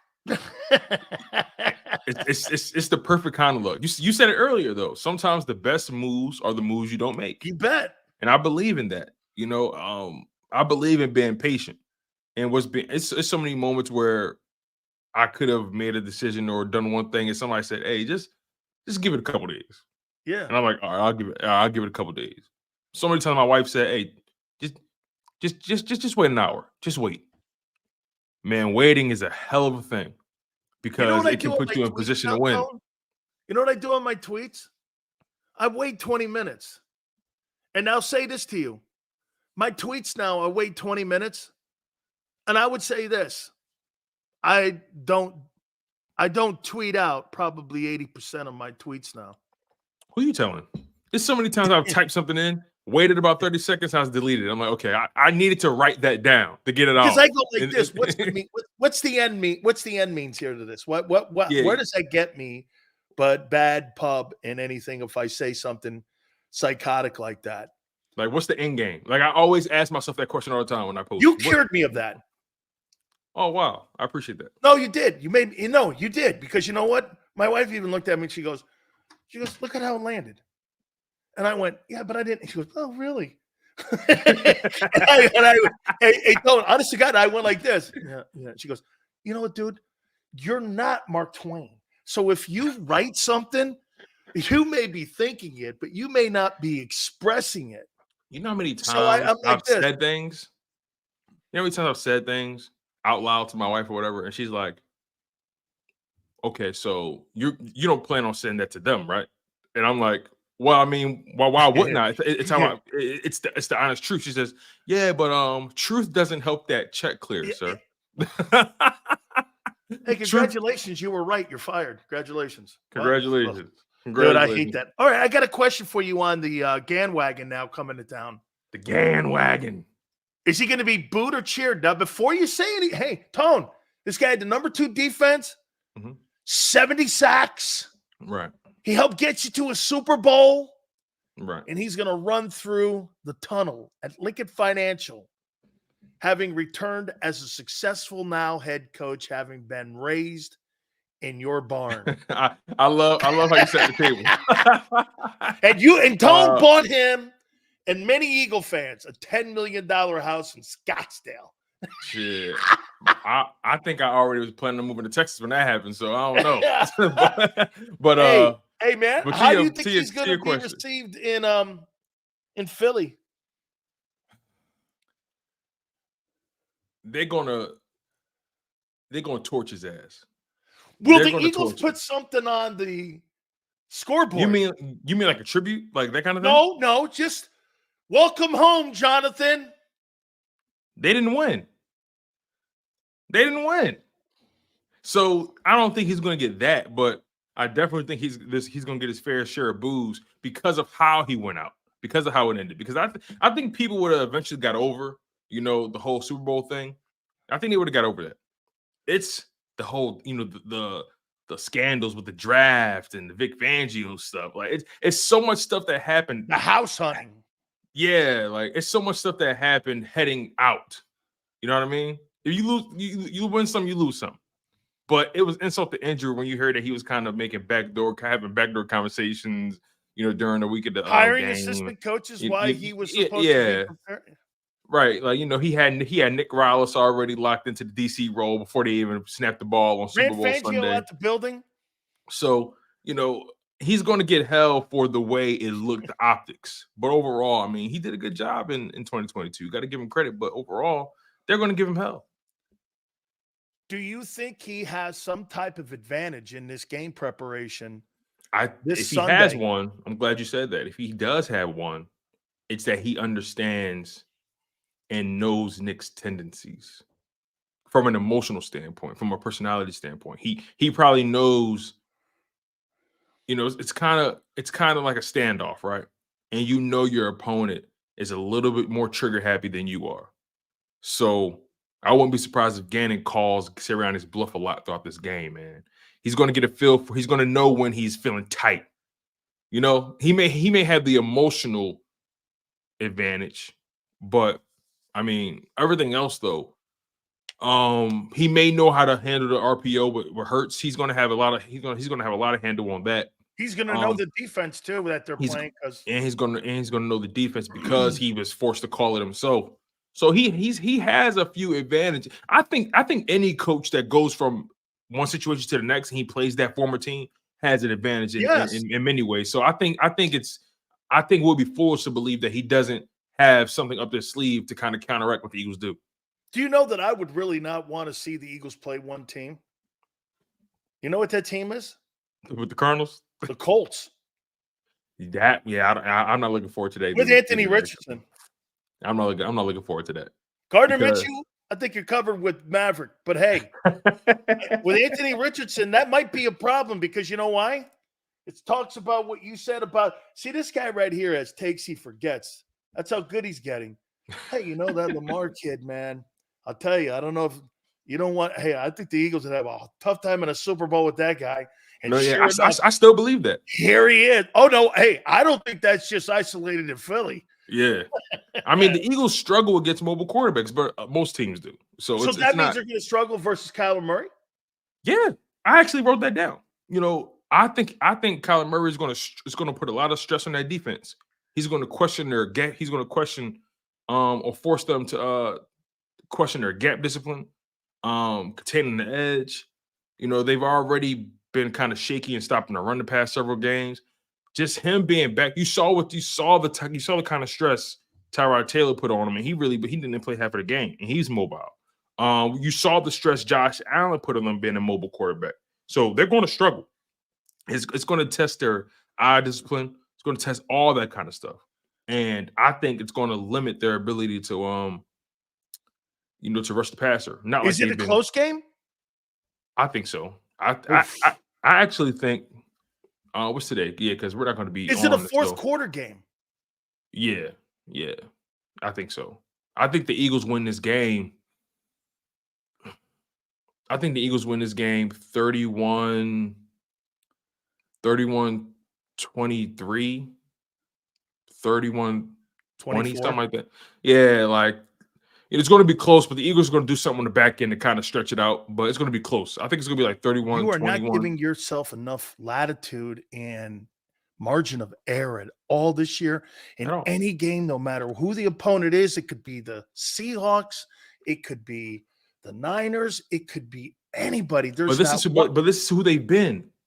Like how many games did you have some margin of error? Dolphins, Bucks, Rams in the back end. That's a good question. You've had just a few ball games this year where you had margin of error in games. Bucks, Rams, Dolphins. I can't think of one in the second half of the season you've had margin. No. They haven't had any margin of error. See, in the Vikings game, they had margin of error, but then they gave it up at the end. Yep. So, they haven't really had too much room to really wiggle around over the past for the majority of the season. This is just who they've been. So I have to judge them according to that. You know what I mean? I can't look at them and say, oh, because of who they are, they're going to beat this team. They've proven that it doesn't matter who they're playing, they're going to make a game out of it. They've proven that. So we have to accept that. And then at that point, the Giants made it a game. Exactly. They made it a game when it shouldn't have been. You had them down 20-3 in halftime. And all of a sudden, a fumble on the kickoff and a pick six, they're only down 5 points, whatever it was. So I can't look at this Eagles team and just say they're going to blow anybody out or beat anybody by 2 scores. You know, I have to be realistic with who they've shown to be. You know, my dad always told me, when someone shows you who they are, believe them. Don't try to change them or put makeup on it. Believe them. And the Eagles have shown us that they are not capable of putting teams away nicely and comfortably. If she cheats on you, she'll always cheat on you. Hey, man, it's just what it is, dog. Listen, I'm a one and done type of guy anyway. So me too. You cheat on me, there's no conversations really. Yeah, but usually I'm back in the day when Big Sills was younger, man. I wasn't really much of a repeat person either. I just, was all the way. Hey, how you doing? What's your name? I left my Letterman jacket. You know how I got roped into marrying my wife? You get roped. So we kind of she's smoking hot. And so what I did was I was like dating her a couple times. I happened to have left my Letterman jacket over at her place. And she calls me up like a couple weeks later. I hadn't called her in a bit. And she goes, "Hey, you know who this is?" I went, no. And she goes like this. "It's Kim. You left your jacket over." I said, "Fuck, I want that jacket." So 35 years later and a kid, and here I am. Thank you. Dad. All because of a jacket. all because of a jacket, man. All because of a Letterman jacket. No ego, actually, because I wanted my Letterman jacket from Miami. Imagine that, man. All right. Here's one for you. Okay. Who am I? Yeah. I got to learn not to be so aggressive on the sidelines, and I've got to keep my poise. And I lost my temper on the sidelines, and come on, man. Why is he? Why is that so important to them? I don't feel the need to ever explain myself to anybody. Correct. So if anything, the most you get out of me in most situations is, we talked about that, and we're working on things internally. Yeah. Boom. Go home. If I'm feeling vulnerable, I'll be vulnerable with my wife. Yeah. Or I'll talk to one of the guys in the team. locker room on my team. But as far as on the outside, I'm not telling anybody I lost my cool. As far as you know, I was perfectly in the right. Yes. As far as you know. Yeah. But I'll take care of stuff behind closed doors because that's when it matters. Why is that important to him, you think? I don't know, because it's not important to me. So I would never understand someone who thinks like that. But it's not important. It's a sign of weakness. The need to always feel like you have to explain yourself to people, like always. Some situations call for an explanation, certain ones, but to always feel like you have to justify who you are and what you're saying on the sidelines, and then you get questioned on it. Look, if people ask, there's always a hot mic somewhere, right? Do you think it's because of social media? Social media has heightened our awareness of who we portray ourselves to be to most people. And does it make us have to explain ourselves a little more? Because back in the day, of course, people didn't have a vehicle to ask you about something that happened in your life. And now, exactly. Or even on the field.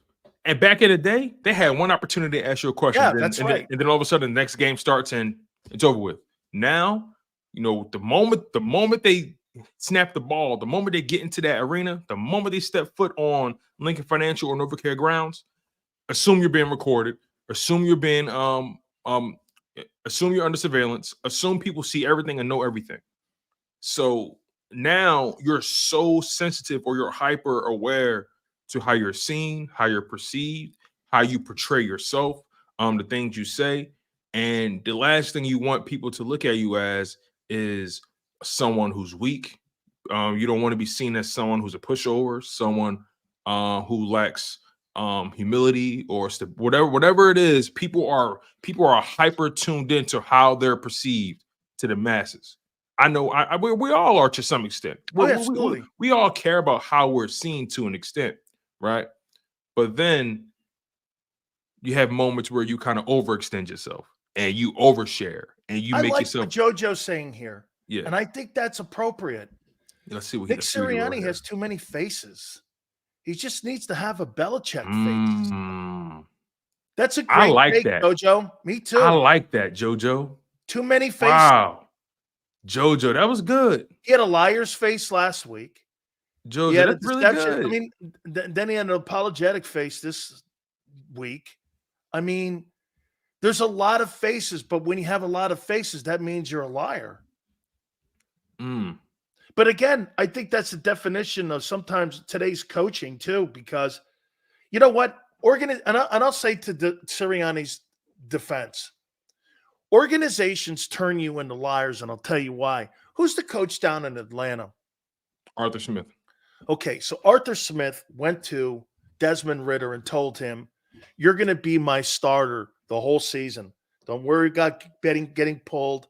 Don't worry about anything. You're going to be the starter." I know Rich McKay very well. You know that. He's been on the program. He's the president of the Falcons. And when I saw that Desmond Ridder was pulled out, I knew immediately what happened. You know what? And not to single anyone out who told me, they told Arthur Smith, your job's on the line. And when Arthur Smith's job went on the line, they had to win some games. They went to Tyler Heineke. And they went to Tyler Heineke, and it turned him into a liar. See what I'm saying, Tone? You know, your self-preservation turns you into self-preservation. See, turns you into a liar. You can turn anyone into a liar. Oh, absolutely. When you with money and fear. Yes, of course. You can turn anybody against anybody if you threaten them the right way. Anybody can be. Listen, everyone has a price. Everybody has a price. I firmly believe that. They do. They just don't know what it is yet until it's found. But everyone has a price. And when it comes to the Philadelphia Eagles, you know, Nick Sirianni is in a situation where his price has already been bought. His price has already been satisfied. Yeah, but he knew so now he's trying when he walked in. Of course. People choose, by the way. People choose. Yes. People choose to be the environment. Bought. You know what I mean? Yes, sir. And look, Nick Sirianni has, you know, he's earned his keep in the NFL through quality control, position coach, going from D3 college to D2 and working his way up. He's gone through all the standard hula hoops that most guys would probably go through. And that's my assumption. He's put in a lot of work to get to where he is. But now you're at a point in your career where it's time for you to elevate who you've been and evolve into this new version of yourself as head coach, as a master game planner, as somebody that your team can trust. And I believe he still hasn't fully engulfed himself into head coach Nick Sirianni. I think he still holds on to the freedom he has or had as an OC or position coach. That's a tough transition too. That familiarity you may have with your players and so on and so forth. You have to be the bearer of bad news and the bearer of good news. You know, you have to be the strongest, not the loudest. You have to be the strongest voice in the room. You know what? It's a great angle here, and I'll go here. Well, maybe instead of Jalen Hurts regressing, maybe Nick Sirianni's regressed as a coach. Can a coach regress? Absolutely. Because you know the number one he's regressed. The number one proponent to regression is comfort. Yeah. And when you get too comfortable in your role, when you get too comfortable with not enough rocky waters, not enough turbulence, you kind of forget how to swim. You feel me? You kind of forget how to fly. You know, if you're a pilot and you go through over 1 million hours of just, you know, comfort flying, then you finally have that hour of turbulence, or you gotta dodge a rainstorm. Do you remember the protocols? Do you remember what to do? Think of it like this. If you had to go out and kill your food every day to eat, and all of a sudden someone put a 3-course meal on the table the next 3 days, and you're domesticated, are you going to feel more comfortable knowing that your dinner's coming every day, and you're not going to have a sense of urgency, knowing full well that you should have to go out and kill your meal to stay alive? The talent on this team has dulled Nick Sirianni's senses. They're so good.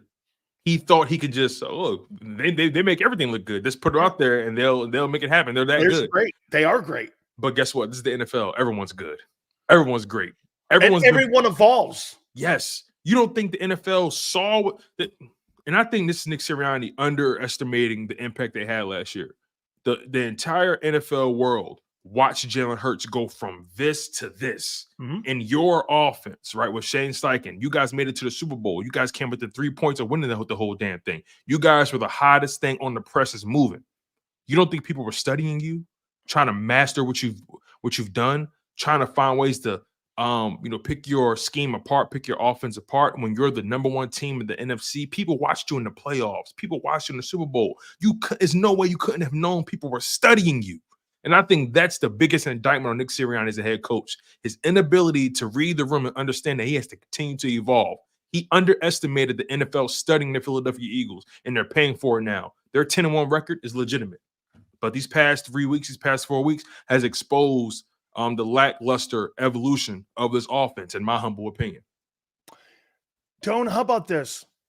I'm not sure, as media people and media people surrounding the team, I don't think we've done a very good job listening to the players. Mm. And what I'm going to tell you here, and you tell me, agree or disagree here. Okay. So I'm listening to Jason Kelsey's interview today on WIP. We're just too many turnovers, too many mistakes. We haven't hit our groove. It's been a constant struggle for us. We just haven't been able to find any kind of consistency. Then you got Jalen Hurts calling out coaches and players. You got A.J. Brown not talking to media people. You got Devontae Smith after the Giant game, completely disenchanted. You got Brandon Graham talking about too many turnovers and too many penalties, just killing us. You know, I came to the conclusion after putting all those together and those sound bites in my head together, these players are telling you what their identity is. They don't have one. If they don't believe it, Tone, it's a common comment from all the Eagle players every week. I have not heard one guy say one positive thing for an 11-4 team with still the chance to have. They don't believe in they don't believe in themselves because they don't talk like they believe in themselves. This has nothing to do with how they looked at last year, how they had confidence last year. They don't even talk with confidence. I don't think they're having fun anymore. Is that perception off? They just don't talk with any positive. Get this. People talk about me. Name me an Eagle guy who has talked in the last 2 months in a positive tone. No, you're right. You bring up a very good point. Now that I think about it, over the past 4 weeks or so, the vibes around this team has been off, like without question. Has the coach said anything positive? You know, it doesn't even matter because it's overshadowed with the Sean Desai move, and you know it's overshadowed with the poor play on the field. It's just Jalen too said many one distractions. positive thing. I think he tries to stay positive. No, has he said anything positive? That's a good question. I'll have to go back and listen. So I'm not entirely sure. But Imagine right this. now, I don't think I've heard one. anything. I can't land on anything right now. Because again, I really don't think I'm dying on this hill until proven otherwise. I don't think they believe in this coaching staff. I don't believe it. I don't think they do. I just don't think I don't think they have the same reverence for their head coach as they once did, if they had it at all. Because say that again. What changed it? You're 11-4. I think everything that's the thing. I think that's what makes it much more frustrating. Because if they were 4-11, you can kind of look around and say, "Oh, we just suck." But we're 11-4. Yet we have so many questions internally. What is that? And I think that forces the players to say to themselves, "Well, hold on, wait, we're 11-4 because okay, yeah, we're talented, but this coaching staff, they don't feel like an 11-4 coaching staff to me." 98% of the league would kill to be in the position. Of course they would. That the Eagles are in right now with a shot still to be the number 1 seed. But you know what it is? They know they're better than what they are.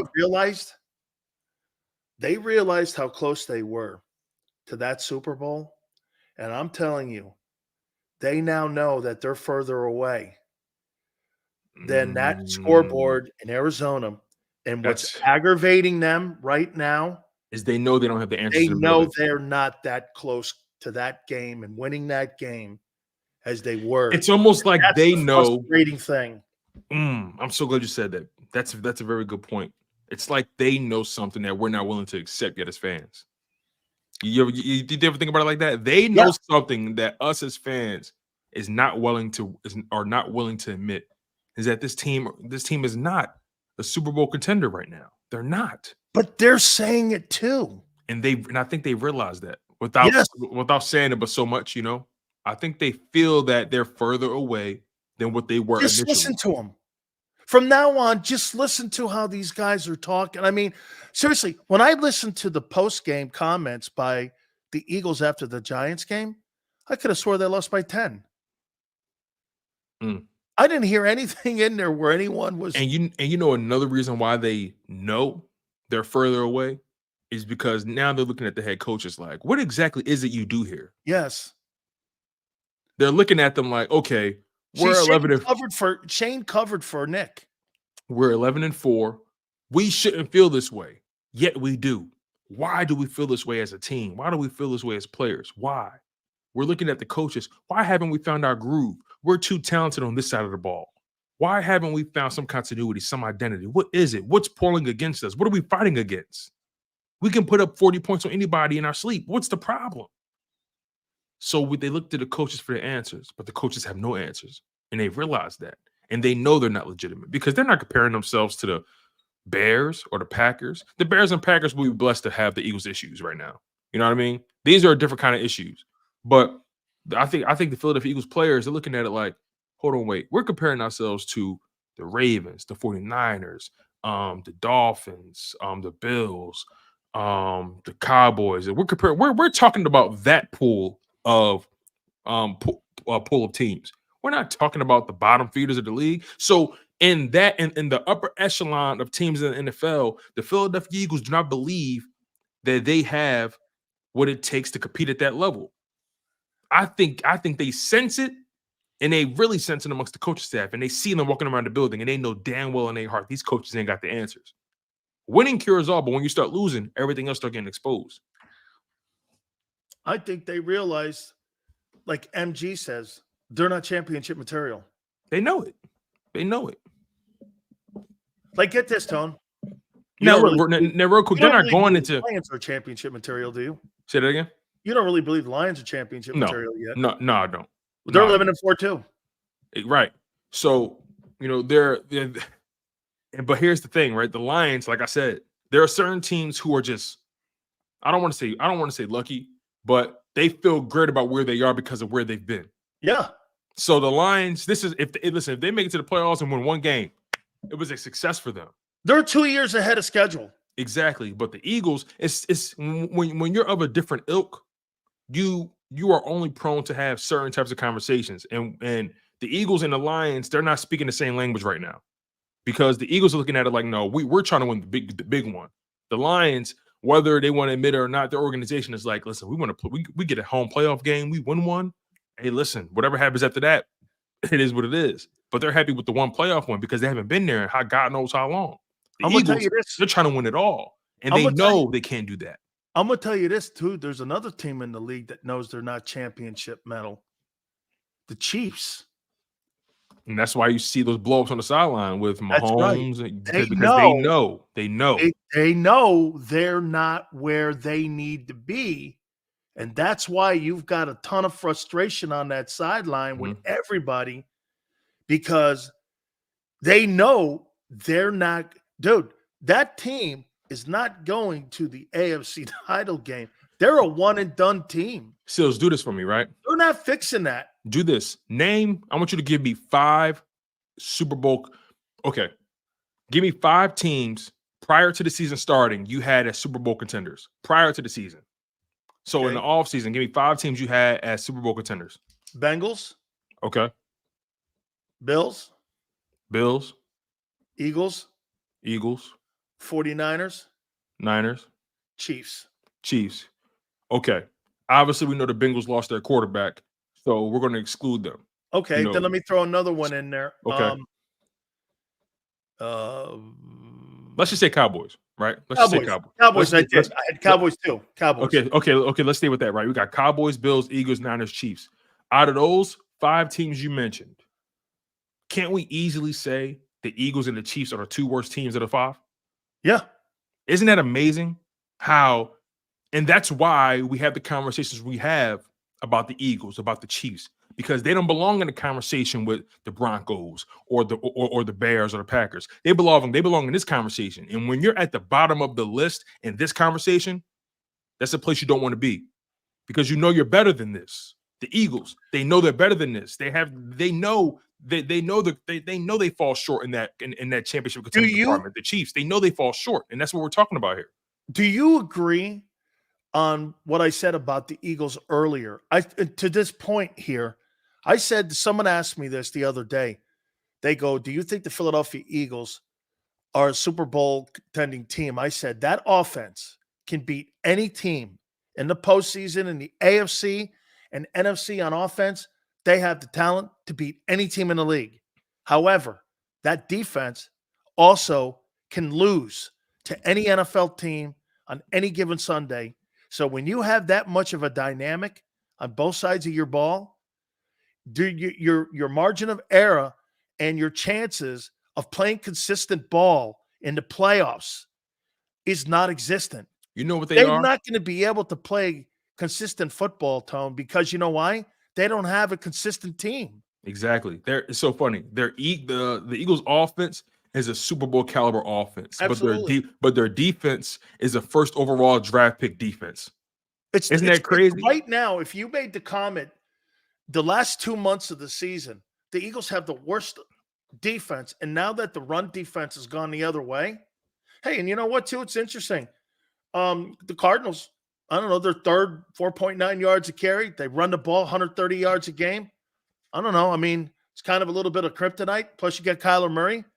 I wouldn't go to sleep, man, here on this ball game, too, because if that guy gets out in the perimeter, gets out in the open, he's another one of those Lamar Jackson kind of guys. I don't know if you get him on the ground. And that's why I said to you at the beginning of the segment, Kyler Murray is going to stress that defense. You bet he is. And here's the Eagles' saving grace in this matchup, right? I'm glad we transitioned here. Here's their saving grace. Arizona has by far the worst run defense in the NFL. Terrible. Especially over the past 3 games. Over the past 3 games, they're giving up 174.7 rush yards per game. They are by far the worst rushing defense in the league. If I know that Eagles coaching staff has to know that. Like you said earlier, this is the part of the season where you're trying to get back on track, keep things simple, and reinstill some confidence in your players. Run the ball, win the game, get to the playoffs. And don't overthink it. They've been overcooking it over the course of the season. Hey, I got an owner I have to answer to, Tone.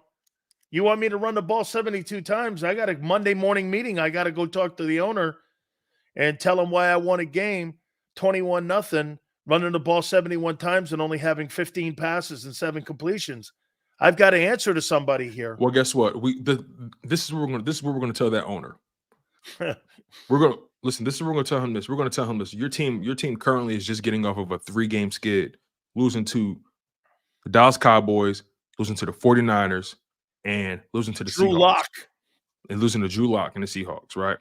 In 2 of those games, your team was outrushed by a large margin, right? If you look at some of the best teams, some of the top teams in the league that's competing for a Super Bowl, where are they ranked in rushing? They're all top 5, top 10. So listen here, Mr. Lurie, as much as you don't want to lean on your running game, the running game is king, and the running game wins. Just ask the Ravens, ask the 49ers, ask the Cowboys, ask the any other team that's competing, ask the Lions, right? Top 5 passing offense, top 3 rushing offense. So please, all the herky jerky jargon about Jeffrey Lurie, let's put that to bed, okay? These meetings, we're not having them anymore. Howie, we get Tone on the bat phone, please, and we need to have a conversation upstairs. Hey, listen. As long as my check clears, you can have any conversation you want. Hey, what's the guy's name in Baltimore? Coach Wilson? Denard Wilson, yeah. Okay, Coach Wilson, can you please come and bring your playbook?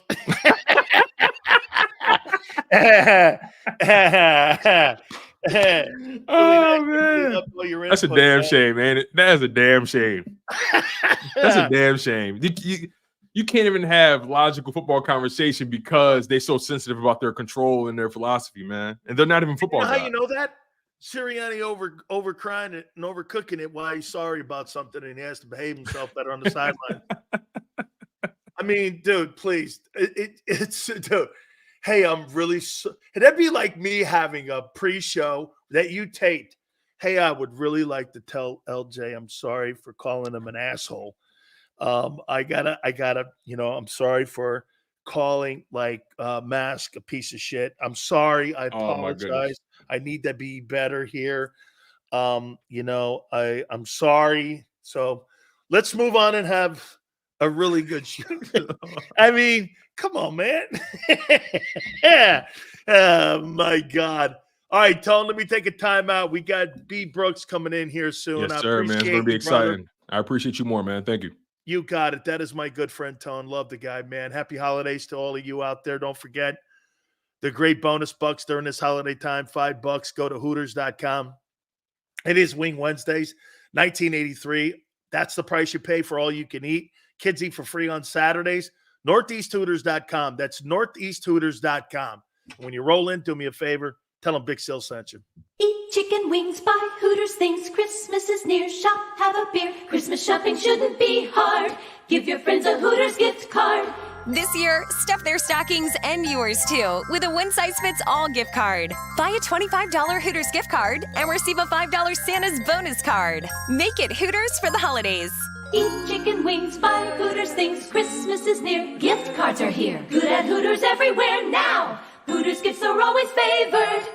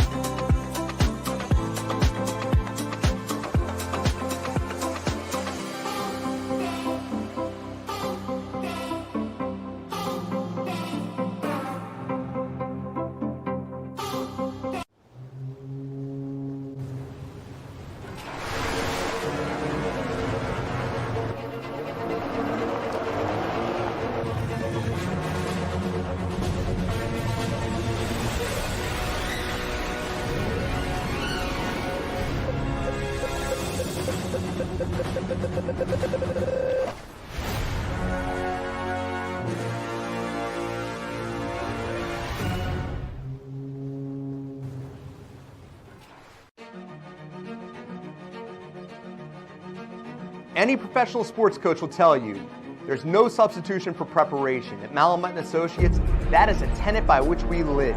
We prepare from day one for victory. Anything less is not acceptable. Underdog Fantasy has a way for you to play alongside your favorite football team all season long with their fantasy pick'em game. You pick between 2 to 5 players, select whether they'll go higher or lower on one of their stats, then do what you usually do on a Sunday, watch the games. You can win up to 20 times your money in a single game by going 5 for 5. It's a fantasy game, and the Sports Betting Show wants you to get involved. Go to UnderdogFantasy.com. When you sign up, use the promo code WIN, and Underdog will double your first deposit up to $100. That's UnderdogFantasy.com. Use the promo code WIN.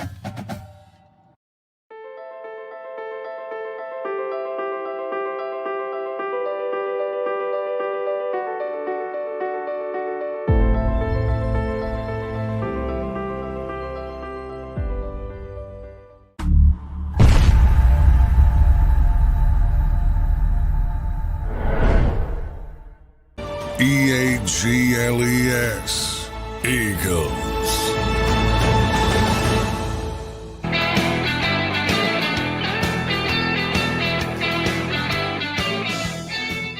I'm trying to figure out the Dolphins here a little bit. And go with me here. And then I'm going to say something to you about the 49ers that might help the Eagles out a little bit here. Yeah, coaching jobs. We're going to take a look at that. Also, the NFL draft order, believe it or not, top 18. The rest of them are playoffs. Top 18 are pretty set right now. Some things will change the last 2 weeks, so we'll take a look at that a little bit. But, so let me ask you this. So the Dolphins this week are saying they're not getting enough respect. You know, it's one thing to talk about the Eagles and the success they've had over the last 23 years. And there's been a lot of success. To what limit? We'll always debate that, right? But there's success. Super Bowl appearances, Super Bowl win. You know, the Dolphins haven't won a playoff game in 23 years. And these guys are talking like they should be shown respect for what they're doing. You haven't done anything in a quarter of a century, and you want respect. Barrett Brooks is going to join us in a couple minutes. What respect would you want to have when you haven't done anything in a quarter of a century? And the only reason that you won a division title is because Brady got hurt. Remember that. You won a division title because Tom Brady blew his knee out. And the Patriots still won 11 games that year. So before you start talking about the Dolphins, you earn respect on the field. Okay? You don't earn respect with someone going, hey, you know, they need to shut their face and beat the Cowboys. And beat the Ravens. That's a great game this weekend. You beat the Cowboys, and if you beat the Ravens in consecutive weeks, people will take you seriously. It's not about go do your job. Go do your job. I got another little number here for you guys. What do you guys think is the weak link on the 49ers?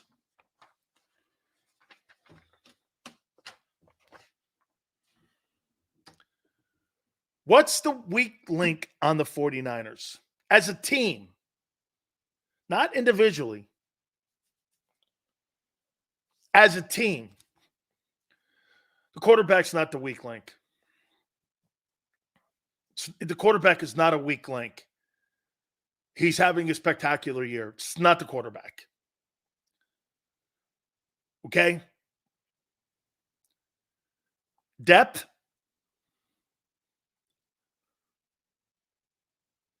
Staying healthy. How about this nugget? Tone, check this out. I was told this today by a friend of mine. Do you know that the San Francisco 49ers, since 2017, are 0-38 when trailing in the fourth quarter by 8 points or more? Did you hear that stat? Before I get Barrett Brooks on, did you hear that stat about the San Francisco 49ers? That since 2017, Kyle Shanahan and the Niners are 0-38 when down by 8 points or more in the fourth.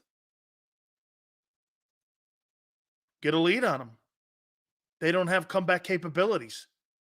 Gee, kind of like the Super Bowl when he was the OC in Atlanta. Think about that.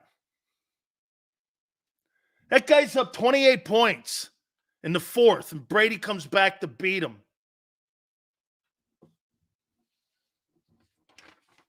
0-38, the San Francisco 49ers are. Since 2017, trailing by 8 points or more. My point is every team's got a flaw this year.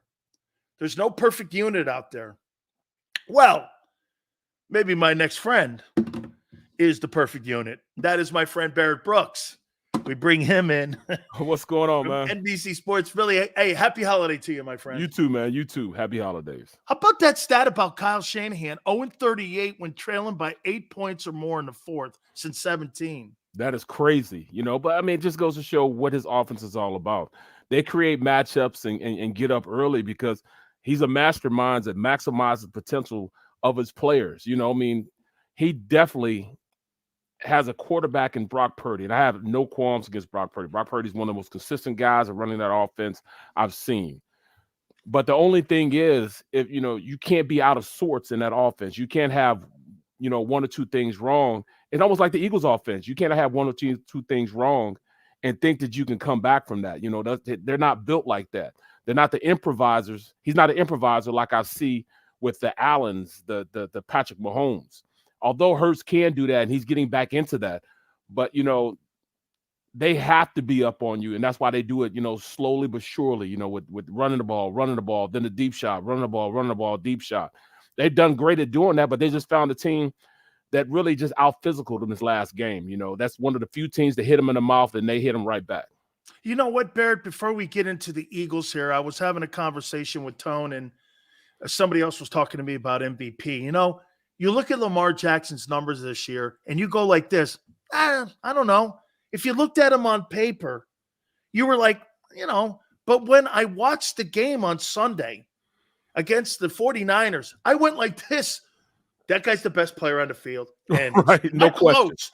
I mean, it's like, okay, and you had Debo and Purdy and McCaffrey and Boza, and you had Odell Beckham, the kid Flowers, and you're going like this. I don't care what anybody says. That guy's the best player on the field. I mean, how do you look at MVP? I think it's the most valuable person. Yes. Not the most valuable numbers. How do you see it? Well, I mean, he showed there's no more premier games that can match up the premier guys that are in the hunt. So we just had the last premier game with the matchup Purdy versus Jackson. I mean, at this point, you can't help but say Jackson is the MVP. Hurts is going to play against a Cardinals team and the Giants team, two poor teams. You look at even Dak. Dak has, he has to win this game against the Detroit Lions. And at this point, you look at Purdy. Purdy has what? I think they play the Rams. Rams at the end. Yeah, they play the Rams at the end, and they play Washington. So there's really no premier matchups that you can go player versus player, so you can kind of, see what it is. So the last guy standing with the last best performance is going to win it right now. And I think Jackson and his ability to go out there and improvise is unbelievable, unmatched out of anybody. He's so fast and so quick. Even with those linebackers that they have there in 49ers, he just looked like he was just, he was untouchable. He was untouchable, and he can, his ability keeps him in the hunt. A lot of times you get out of sorts and, you don't make the right read. His ability to go around and really evade pass rushers gives him another window he can throw to. And that's the biggest thing that I saw in that game. He lost the window. He saw a window. It should have been open. It was open. He didn't hit it, but he was able to improvise and hit the next window. A lot of players can't do that. He can. You know what it also did? I think it also accentuated the loss of the RPO in the Eagle offense, because what I watched him do versus Greenlaw and Warner was the thing I saw in last year's NFC title game where he froze those dudes. Yep. Those guys were in quicksand and chasing. And this year, those guys were shot out of a cannon, Barrett. I mean, when you take the RPO away from Jalen, you take an asset of the game away that slows the game down for him more. And you saw Lamar slow the game down. The 49er defense looked like they were playing in quicksand. And when the Niners played against the Eagles, they looked like they were shot out of a cannon. And I think that was also accentuated in that Ravens game. There's no question about that. They got to stop and take the handcuffs off Jalen. Allow Jalen to be Jalen. I mean, he showed the ability, even his pocket presence got better in that game. And when you run the ball, it freezes everybody. And that's what they were able to do, over 170 yards rushing. Because of that, you have that you have the absence of them being able to just go read and react. You know what I'm saying? You make a freeze for a second, then they react. And that's what they needed. They needed that. So give him that ability back. Let him go back to, those read options, them RPOs. He can handle it now. And plus, there's nothing to lose right now. Let's go. They've got to get back on track. How about this, Barrett? I listened to Jason Kelsey on WIP today, and I was listening to him talking about how they've never really hit a rhythm. They're not the penalties and the turnovers. Then I heard, after the game, Devontae was upset. Jalen's calling out people the previous week, the coaches. Have you ever been on an 11-win team And have you ever been in a position where you're just not believing in what you're doing? You're winning anyway. But to me, it just seems so different from a year ago. And I think you can speak to this, having won a Super Bowl, that you've been on teams, but yet, you know what? I wonder if they think that they're so far away from what they almost accomplished in Arizona. And that's the frustration. It's that they may not feel that same confidence that they can go into the postseason with this team because the defense is here, the offense is here. There's a big giant swing. No team is perfect, though. But have you ever been in a situation like that? I was on a team. We went 15-1 the year before I won the Super Bowl with the Steelers. We were a Steeler team. Ben Roethlisberger's first game. We won the first game with Tommy Maddox. Second game, we lost to a Baltimore team that just blitzed the heck out of us, throwing all these exotic blitzes. And, knocked Tommy Maddox out the game. And then here comes the rookie comes in. Ben Roethlisberger comes in. He runs off 15 straight games of winning. And we were winning, and they weren't like convincing wins. You know what I'm saying? There were wins, right? All right, we ran the ball consistently. We won with a Ben Roethlisberger, not Big Ben. So it was almost as that, all right, we squeaked by that, that league, and then we went against the best player in football, and that's Tom Brady. And when you had Tommy Terrific playing that hit the level he was, they smoked us and sent us home packing, bro. So that next year, and you were 15-1. 15-1, yes. Holy cow. And you knew it, yep. That when you lined up against him, you had flaws going into that game. Absolutely. He's a young quarterback making young mistakes, but we had a running game that could hide those mistakes. And when you have something that can hide those mistakes and you had a defense as great as our defense was, that's the perfect complement you need with a young quarterback. So we finally went to a team that played a team that had a better quarterback, just as good a defense, and they sent us packing. You know what I mean? So I have experienced that before. But I also went the year we won the Super Bowl. We knew we were a good team. We just weren't playing up to the abilities we knew we could, and we got our ass waxed against Peyton Manning, a Monday Night Football, and from that point forward, we were like, we're not going to get beat like this again. He handed it to us. He spanked us and made us like it. And long story long, Joey Porter called a team meeting. We were still on the plane. He called a team meeting. We probably got back to Pittsburgh. It was probably around 2 or 3 in the morning. And he called a team meeting. Everybody got off the plane, went straight to the workout facility. We had a team meeting. He gets up and said, hey, everybody in the room, if you don't think we can win, get the hell out. He went to the coaches. Coaches, if you don't think we can win, you can get the hell out too. But every man that steps in this room from this point on, if you don't feel as you can win, you can leave, because at this point, we're winning the Super Bowl for my boy Bussy. We're winning for Bussy. And from that point on, things started getting, falling into place. And, eventually we won a Super Bowl. We were a 6th seed and went the long way. We went to 3 different stadiums. Not our stadium, but 3 different stadiums. Beat a Cincinnati team, Peyton Manning's Colt team, and then beat Denver and went and played Seattle in the Super Bowl. So, I've seen both ways, and I've seen us get it back on track. That's why I say I have faith at the Eagles right now. We got it back on track and back to, us playing the ball we need to play to get into the playoffs and win. How about this, Barrett? Do you think that Peyton Manning game and the Brady playoff loss, which was the essential things and the muscle memory games that propelled you to win that Super Bowl, and what you guys needed to do, that there was a level of commitment you needed to have with those 2 losses? It was a level of concentration we had to go with, a level of crossing your T's, dotting your I's. It was a level of, all right, we know we're the best team because we practice against the best team every day. So since we practice against the best team every day, we're going to make sure that we go out there and every man to a man win your individual battle. And once every man started winning their individual battle, we start winning games.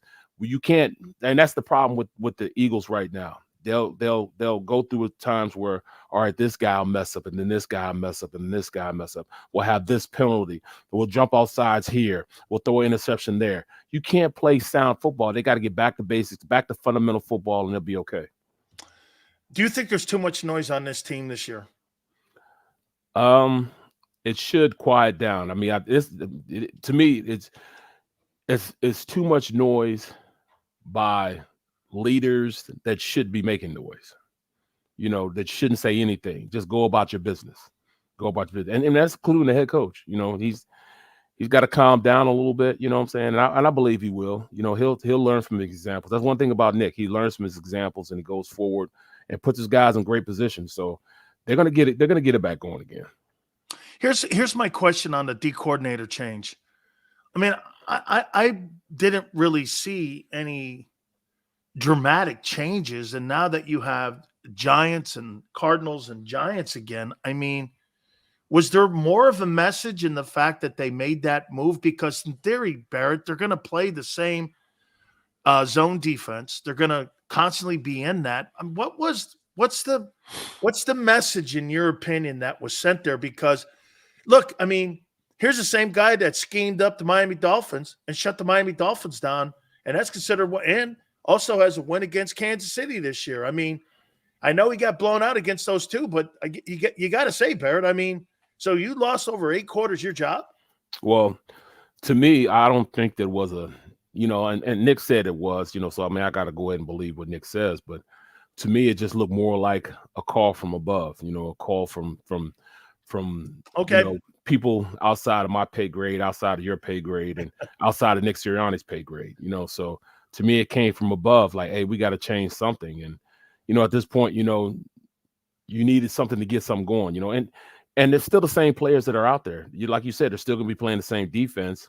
It's just once you see that they're going to start changing things around and put some fire underneath those players, like, all right, the next move is guys going to start getting benched and cut. So, I mean, it'll put some fuel on your fire from that vantage point. You're going to be the, get cut and be on the Greyhound that is, or you're going to, get off the pot and be ready to rock and roll, because they've made one change, and that's at the coordinator position.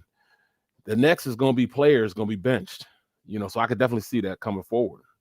You think those 2 young players, D tackles, you think they've hit a wall here a little bit? Oh, they've smashed that rookie wall. They're headlong into it. And I can remember my rookie year, man. I mean, after week 13, week 14, I hit that rookie wall. I probably started hitting it probably around my 12th or 13th game, because I started every single game. I started every single game of the preseason. So that's 4 preseason games, and I just played 13, 14 games in a row. And that thing's a real thing, dude.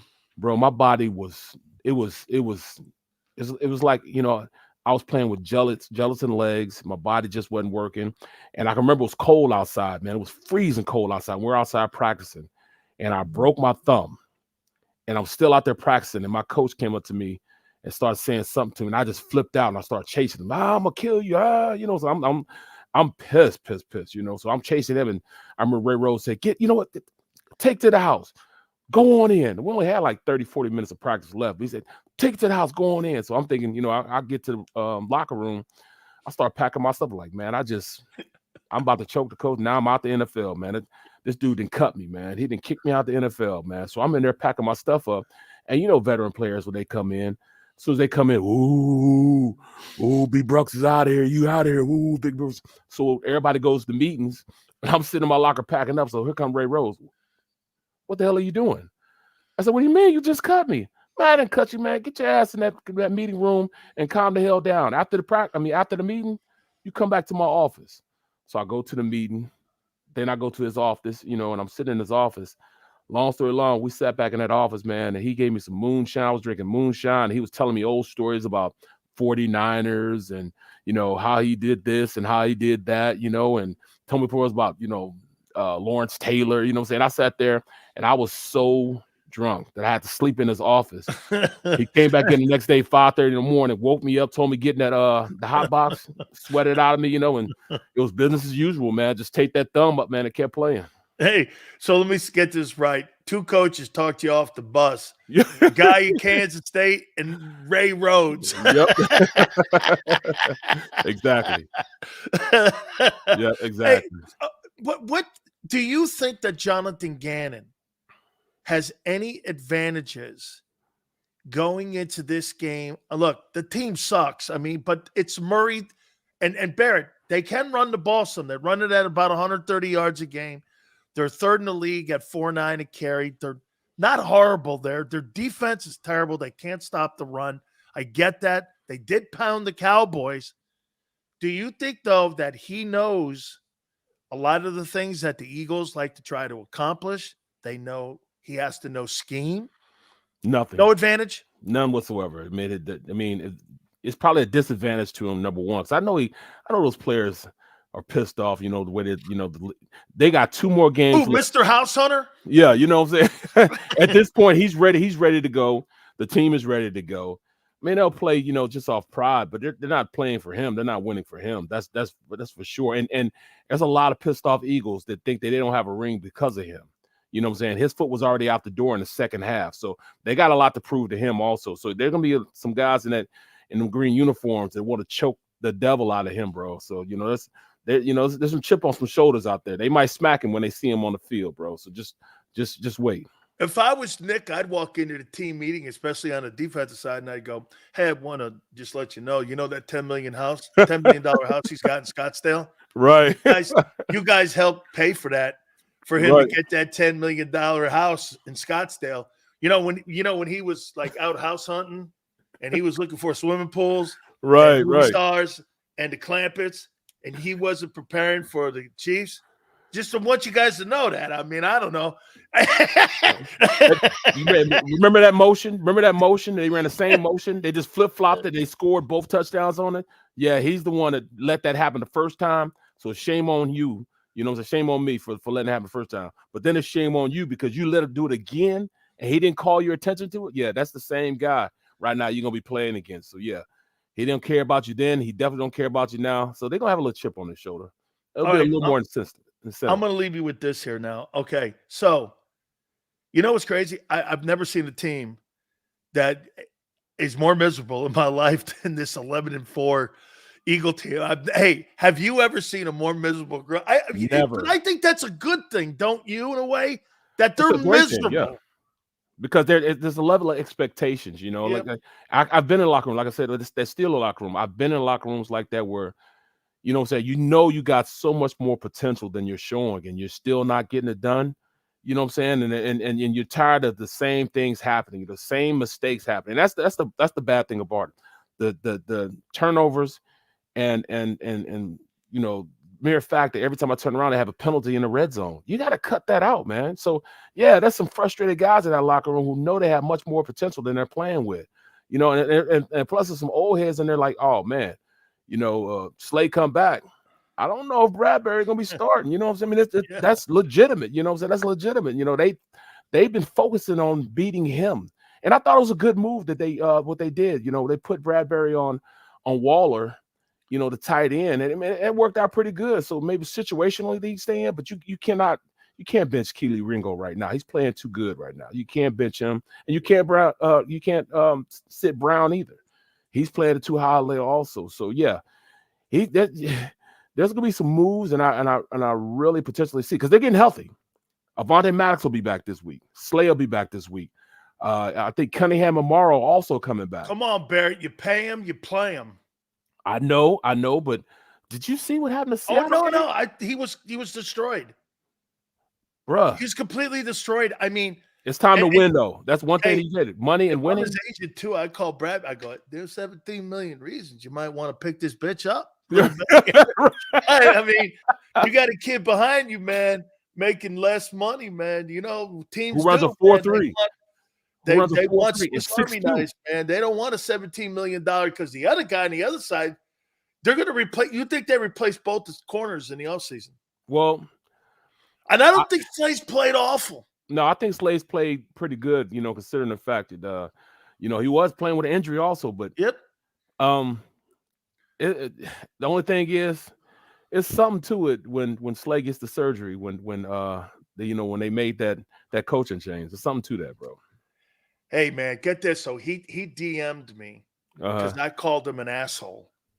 Okay, and I said the same. Barrett, I said the same thing. I'm like.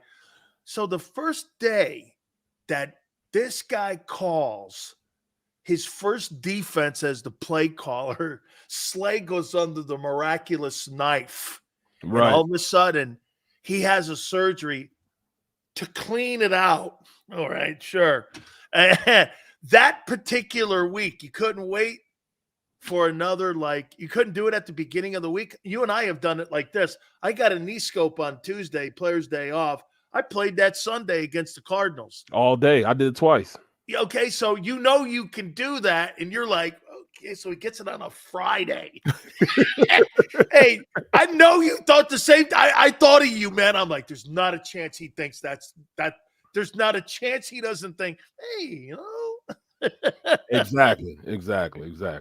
Hey, man, I appreciate you doing this for me, man. Thank you so much. How was your holidays? It was good, man. It was good, man. I'm things going well, bro.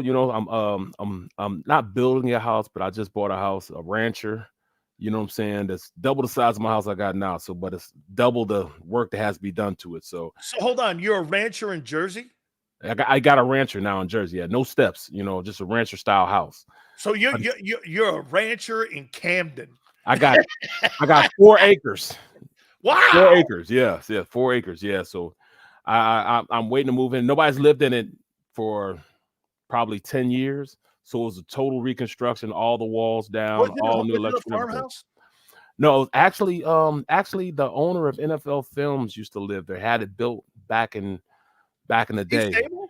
Yeah. Well, no, the other guy, his partner. Yeah.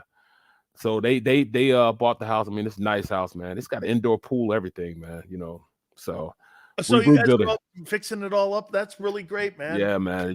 Everything's brand new, man. A smart house and all that stuff, man. But it's just a pain in the ass, bro, going through all this, bro. It is, bro. And I can't sell the house I got now because the market sucks, so I'm gonna have to sit on that for about 2 years. But it's good, man. It's all good. Is the kid still on scholarship? No, now he got mad at me and left. You know what I'm saying? So my son, bro, Izzy got mad. He said, I can't live under your rules, so he left. No, here's Barrett. Barrett opens up his refrigerator and goes, where's that coconut cream pie? Who ate that? Did you eat that son of a bitch? And look at this. He's got coconut cream pie on the sides. I didn't know I had to pay for that. How come you come over here every time you take all my groceries? That's hilarious stuff, man. Hey, remember what Denzel says. I don't have to like you, man. You're my responsibility. Let's leave it there. Barrett, I love you, man. Thank you so much, my friend. For sure, bro. Have a good one, man. You got it. That is our good friend, Barrett Brooks. Please hit the like button. NBC Sports Philadelphia. Really love the guy. Do me a favor. Hit the like button. Keep it here, National Football Show. Eat chicken wings, buy Hooters things. Christmas is near. Shop, have a beer. Christmas shopping shouldn't be hard. Give your friends a Hooters gift card. This year, stuff their stockings and yours too with a one-size-fits-all gift card. Buy a $25 Hooters gift card and receive a $5 Santa's bonus card. Make it Hooters for the holidays. Eat chicken wings, buy Hooters things. Christmas is near. Gift cards are here. Good at Hooters everywhere now. Hooters gifts are always favored.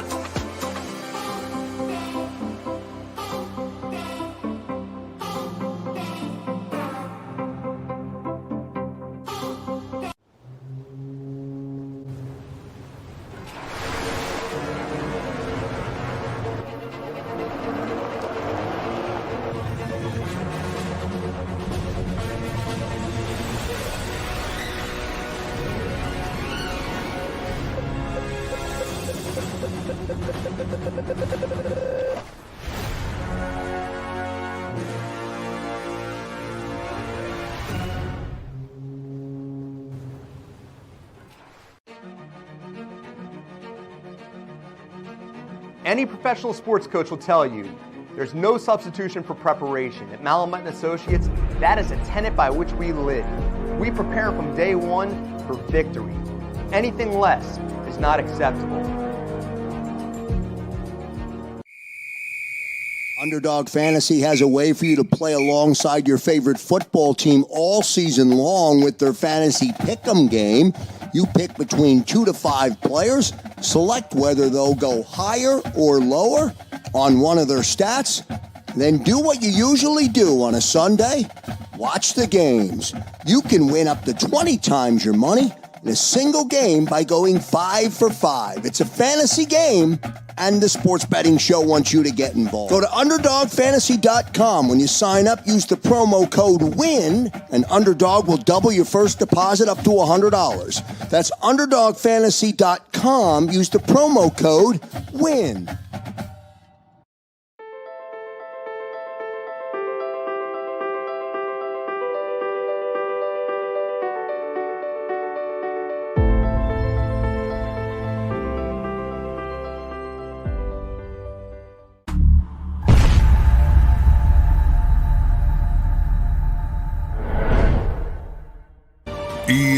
EAGLES, Eagles.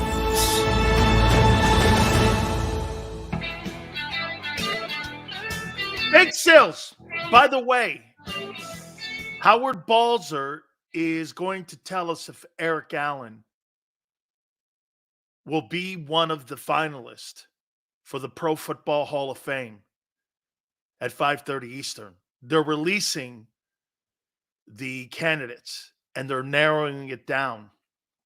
I don't know what the number is exactly, but we shall see if Eric Allen and his name is on that list tonight. Okay, so it's coming out. It may be out now. Okay, it could be out now. What time? It might come out a little bit later on, but that list may be circling now. I don't know if that list is out. And Howard's on the panel to vote for the Pro Football Hall of Fame. So that list could come out as we're talking to Howard Balzer. So we will talk to him about Eric Allen, some other names that will hit on it.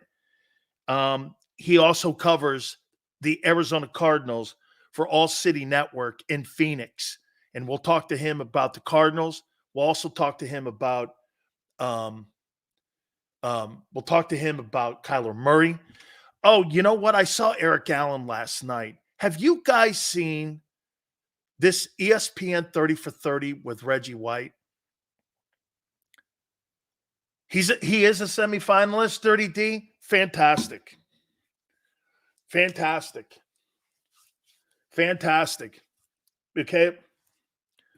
Okay.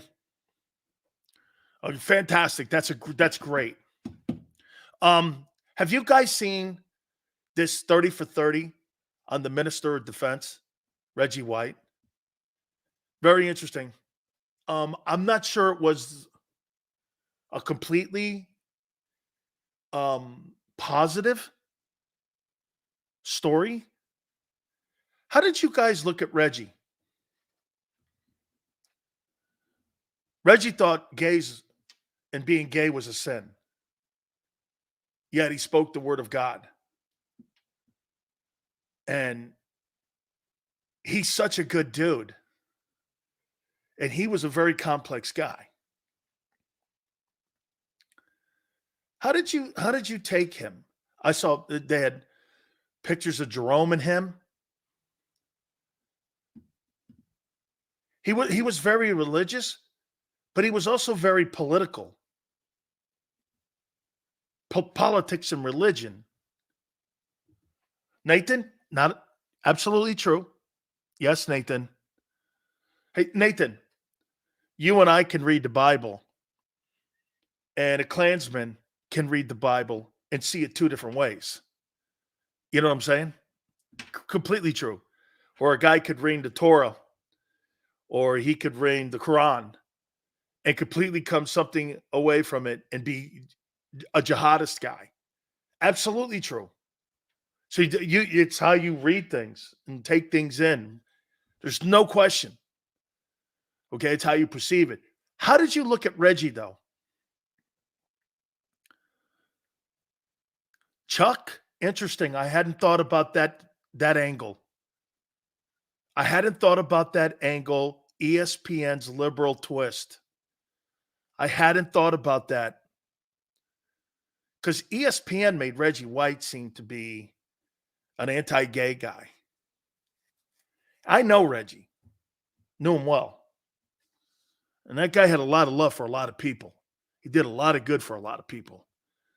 I don't ever remember him looking at a person and treating anybody with disrespect who was talking to him. So I have a different relationship with him through Jerome. You know, it's funny. Let me tell you guys a small story about my relationship with Reggie White. I think I've talked to you guys numerous times about my relationship with Jerome, but I don't think I've ever really told you about my relationship with Reggie. Do you guys know where I met Reggie White? We were 19 years old. I met Reggie before I met Jerome. You guys know where I met him? This is a crazy story. So, in 1983, I was a freshman at the University of Maryland. I've told you guys this. And I was the backup defensive tackle for the Maryland Terrapins. And I was a freshman. I was a true freshman. And I was a backup. And we had made it all the way and had won the ACC championship. We were ACC champions, and we got invited to the Citrus Bowl. And back then, there were only like 15 bowl games. So if you got invited to a bowl game, it was a pretty big deal to get invited to a bowl game. And just because you won 8 games or 9 ball games, that didn't give you an automatic hall pass to get to a bowl game. But we won the ACC, and we got a chance to go. So they closed the entire park down for Clemson, no, for Tennessee and for Maryland. And this was the very first year of Epcot Center. And you know that ball thing? And I lived in Orlando, and I never really thought anything of Epcot. But it was the first opening weekend of Epcot. And so we got a chance to hang around with the Tennessee guys. And Reggie White was a consensus All-American. And you got to remember something about Reggie. Reggie was a local guy. He was going to the Birmingham Stallions. He was not going to go and play anywhere else because he wanted to stay close to home. Tennessee, Birmingham, all that. He did not want to go far away, and he's a Southern guy. So we got a chance to hang out, all of us. He's super guy, funny as hell. Best Ali's, Howard Cosell's. This guy loved doing wrestling. He really, I mean, he thought he was Hulk Hogan. Hilarious. Funniest guy ever to be around. Had a great time.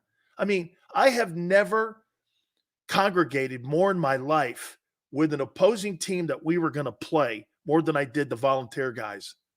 Charles Davis, you guys know who Charles Davis is, the guy who does television. He's a color analyst for, I think, Fox.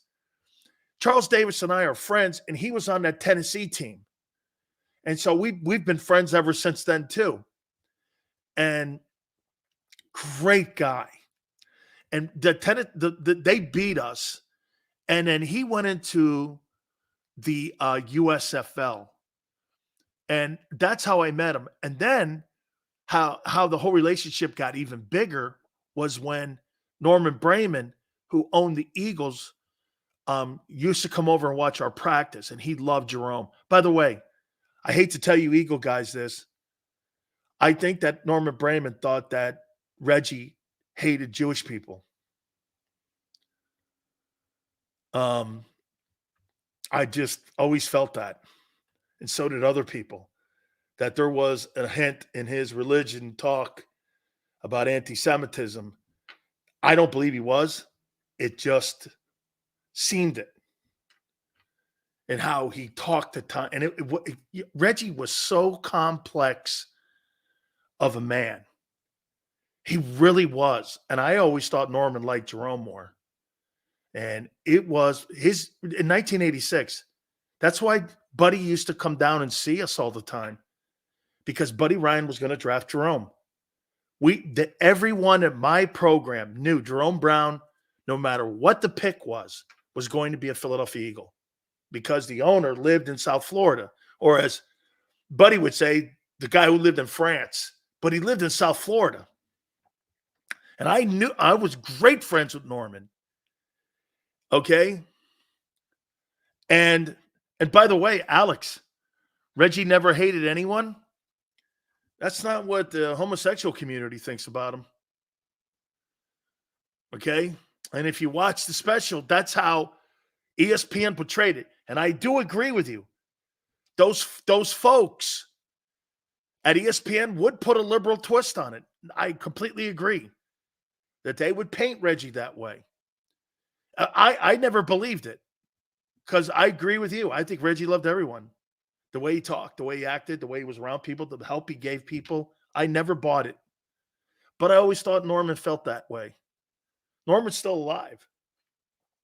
And when Reggie was getting ready to make a decision on leaving Philly and going to Green Bay, Norman Braman was going to the front office people saying his best years are behind him. He's overrated. I'm not paying him that money. He did everything he could. He talked as much shit on Reggie White as possible. Norman Braman did more than Jerome Brown's death did to push Reggie out of Philly. He really did. He poisoned the whole thing. But I don't really think Reggie wanted to leave Philly. Okay? I do not believe. I agree, Anthony. Okay? I agree. I would say this to you. I do not believe he wanted to leave Philly. But if it wasn't for Jerome's death and for Norman Braman, the way he was really anti-Reggie in the end. It was him, in my opinion, that pushed him out. I really believe that. I agree with you, Chuck. Chuck, now that you point that out, absolutely true. They would put it, and they did put a liberal spin on it. And I was like this. I never felt that way, that he had anti-Semitism and hated homosexual. I never felt that way. If you were around him, you didn't feel that. You didn't feel he hated anything. He was just a guy who read the Bible, and he, I just never thought that. It is really a complex, and if you didn't know the man, you would be snowed into thinking Reggie had some anti-Semitism and he didn't really like homosexuality and homosexuals in this country. And I found that to be offensive. I thought it crossed the line. Because when I was watching it last night, it brought me to tears. Seeing Jerome and him. And, that's why he loved Favre so much. Because he thought Favre was a white Jerome Brown with all of his faults.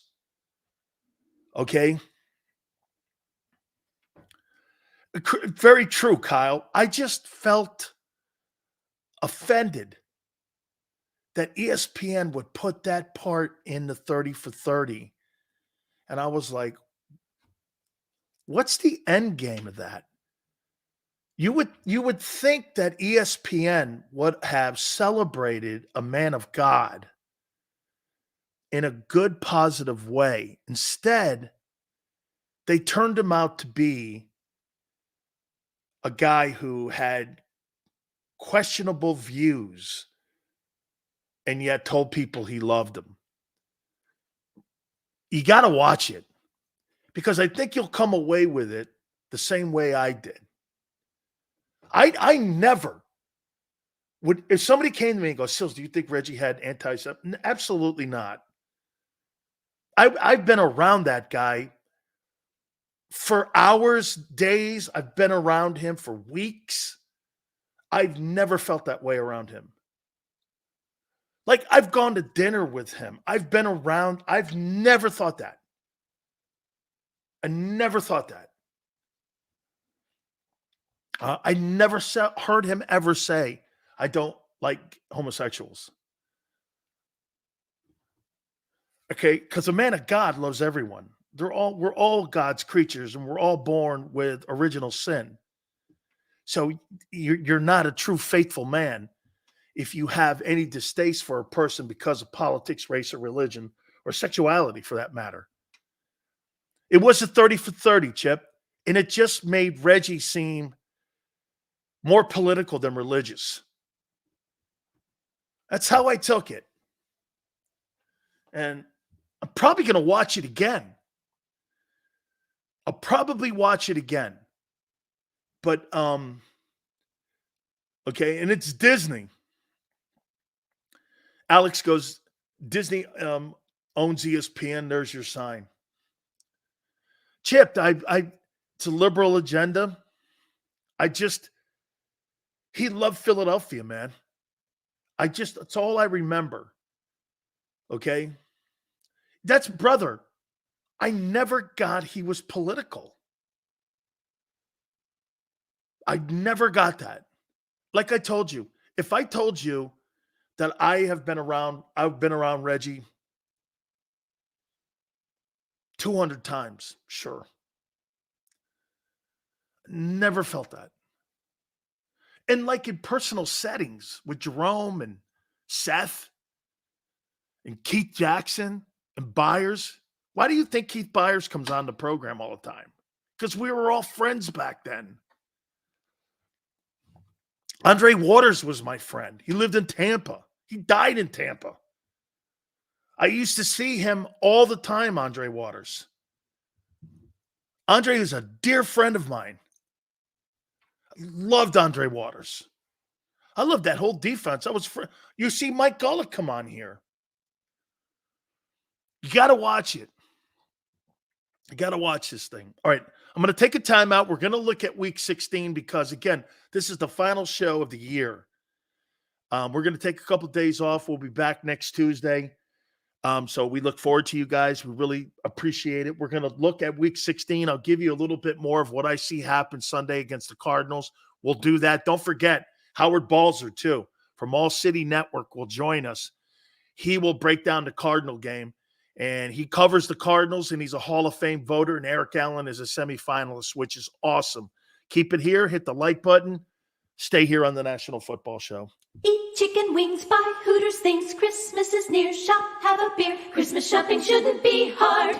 Give your friends a Hooters gift card. This year, stuff their stockings and yours too with a one-size-fits-all gift card. Buy a $25 Hooters gift card and receive a $5 Santa's bonus card. Make it Hooters for the holidays. Eat chicken wings, buy Hooters things. Christmas is near. Gift cards are here. Good at Hooters everywhere now. Hooters gifts are always favored.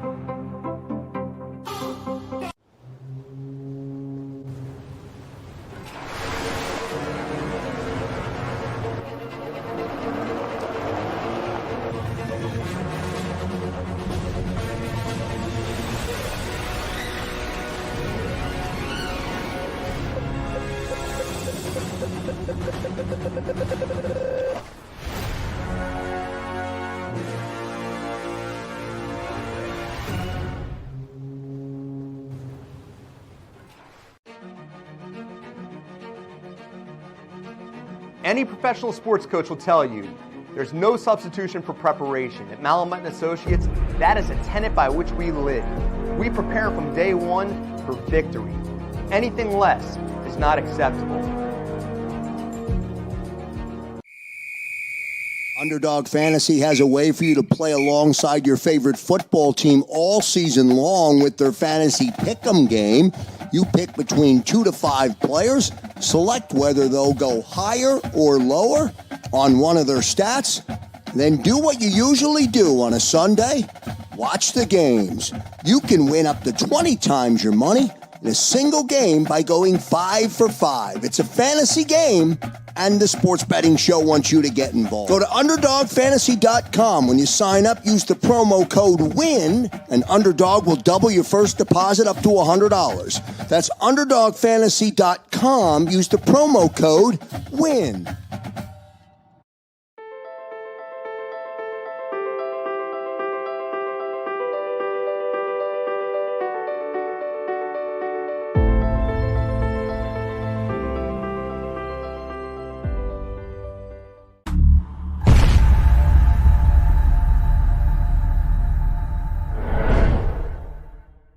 Eagles. Eagles.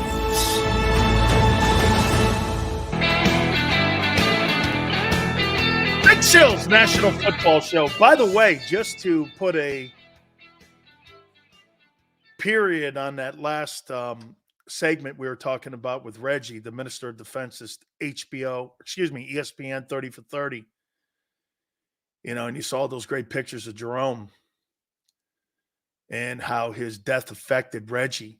One of the things that, I'll always take as one of the great honors is that I carried Jerome to his resting place with Clyde Simmons, Reggie White, Seth Joyner, Winston Moss, and Alonzo Highsmith. I carried Jerome to his resting place. And it was Eagles and Canes. Yeah. Crazy. It was a who's who.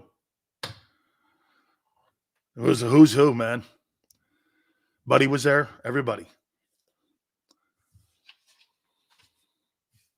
It was a who's who. Cortez Kennedy, Russell, Reggie White, Chris Carter. Yale goes, I was listening to WIP when the news broke that Jerome was killed in a car crash.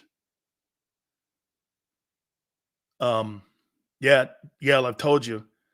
The AP called me, and my friend Eric Andelsack had been killed, who was a guard for the Lions. And they go, hey, did you hear? I go, yeah, really sad news that he was killed in Thibodaux, Louisiana. And he goes, no. Did you hear about Jerome? I was like this. I go, no, what? What happened? And he goes, Jerome was killed with his nephew. And I had just talked to him the night before. He was buying a brand new Corvette. And he was very proud of it. He was going down to pick it up. He picked it up. And all he did was gas it. It went down to one of them embankments, flipped upside down. And guys, do I dare tell you the ending? Would you want me to hear would you want to hear the ending? Or no? Too much. Probably too much.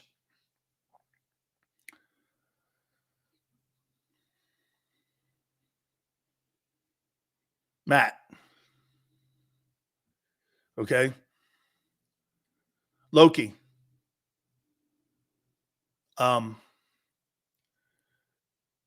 Jerome was pushing the car off his chest.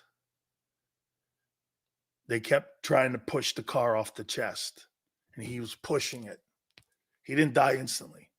The nephew did, because he was decapitated. And Jerome was pushing the car, and it just gave way and crushed his chest, and that was the end of it.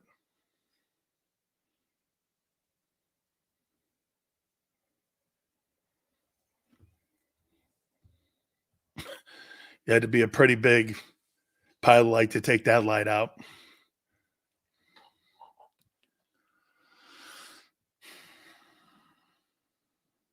Yeah, he lived a little bit. They thought they were going to save him, but they couldn't get him out. So I'm watching that special last night,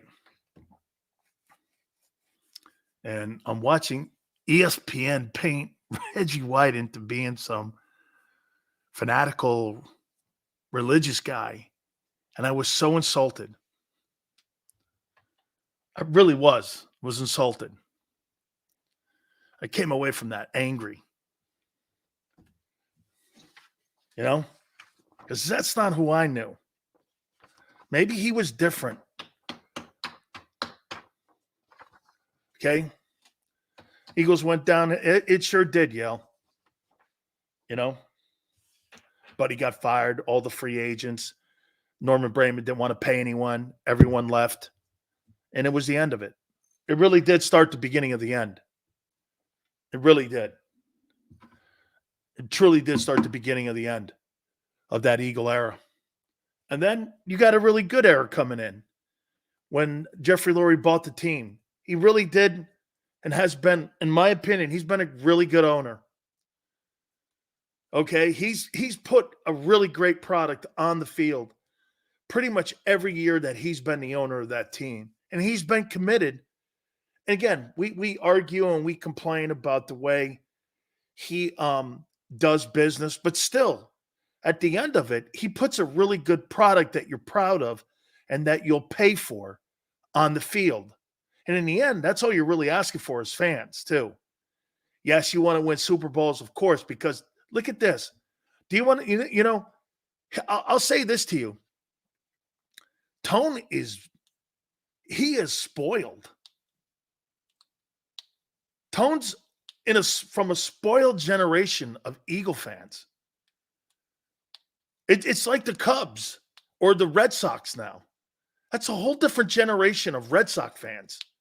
The Red Sox over the last 20 years have been more successful than the Yankees. When I grew up, that was reversed. The Red Sox were never successful. Always letdowns in World Series. Yankees always winning. Okay? Always winning. And they're from a different, even the Cubs, Cub fans making it to the playoffs now, having a World Series a couple of years ago. If you grew up now, you're like, wow, the Cubs are really a good organization. Cubs sucked for 100 years. I mean, the last time the Cubs prior to that World Series were good, you rode a horse to Wrigley. Think about that. You rode a horse to Wrigley. The last time they were good. When they won a series. Was that back with Hack Wilson? Right? It's back like in Hack Wilson days. Before we get Howard Balzer on, and we're not going to have a Friday show.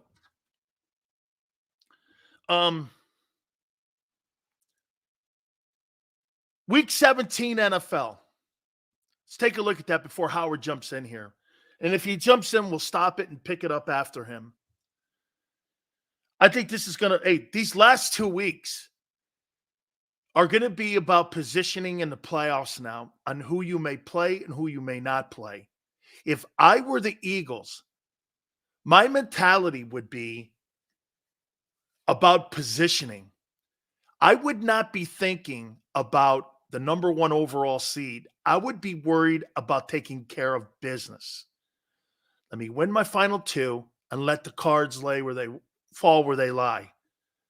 Okay? Let's let this thing play out. It still could fall into favor of Philly having home field. Okay? It still could lay there. So let this thing play itself out here. Jets in Cleveland. I'll tell you something. It's the Thursday night game. I can't believe the Cleveland Browns are going to win 11 ball games. 11 ball games. Am I right when I say this? There's a chance that the Cleveland Browns could finish the season having lost their quarterback in week 4, 12-6 or 12-5. Is that right? They could be 12-5. Would you, Yale, Yale brings up Joe Flacco. Would we compare this to Earl Morrall in the 72 season with the Dolphins? When Morrall took over early in the year for Greasy. And he would go, actually, the quarterback that year in the regular season was not Greasy. Greasy took over in the Super Bowl in the Washington game. And they only won 14-7 at the Coliseum in Los Angeles. Greasy didn't really play a lot. It was all Earl Morrall. And Morrall had been an MVP. And remember, he played in Super Bowl III versus Namath. And he was a former MVP himself. So you could make that comparison, Flacco and Earl Morrall. because the job he's doing now for the Cleveland Browns, it's really a great story. I got Cleveland winning that game, and I think they win it pretty convincingly, something like 28-10. How about this one? Here's a game that has ramifications around the Eagles. Spirit of Jim Brown, baby. Detroit at Dallas. Who wins this?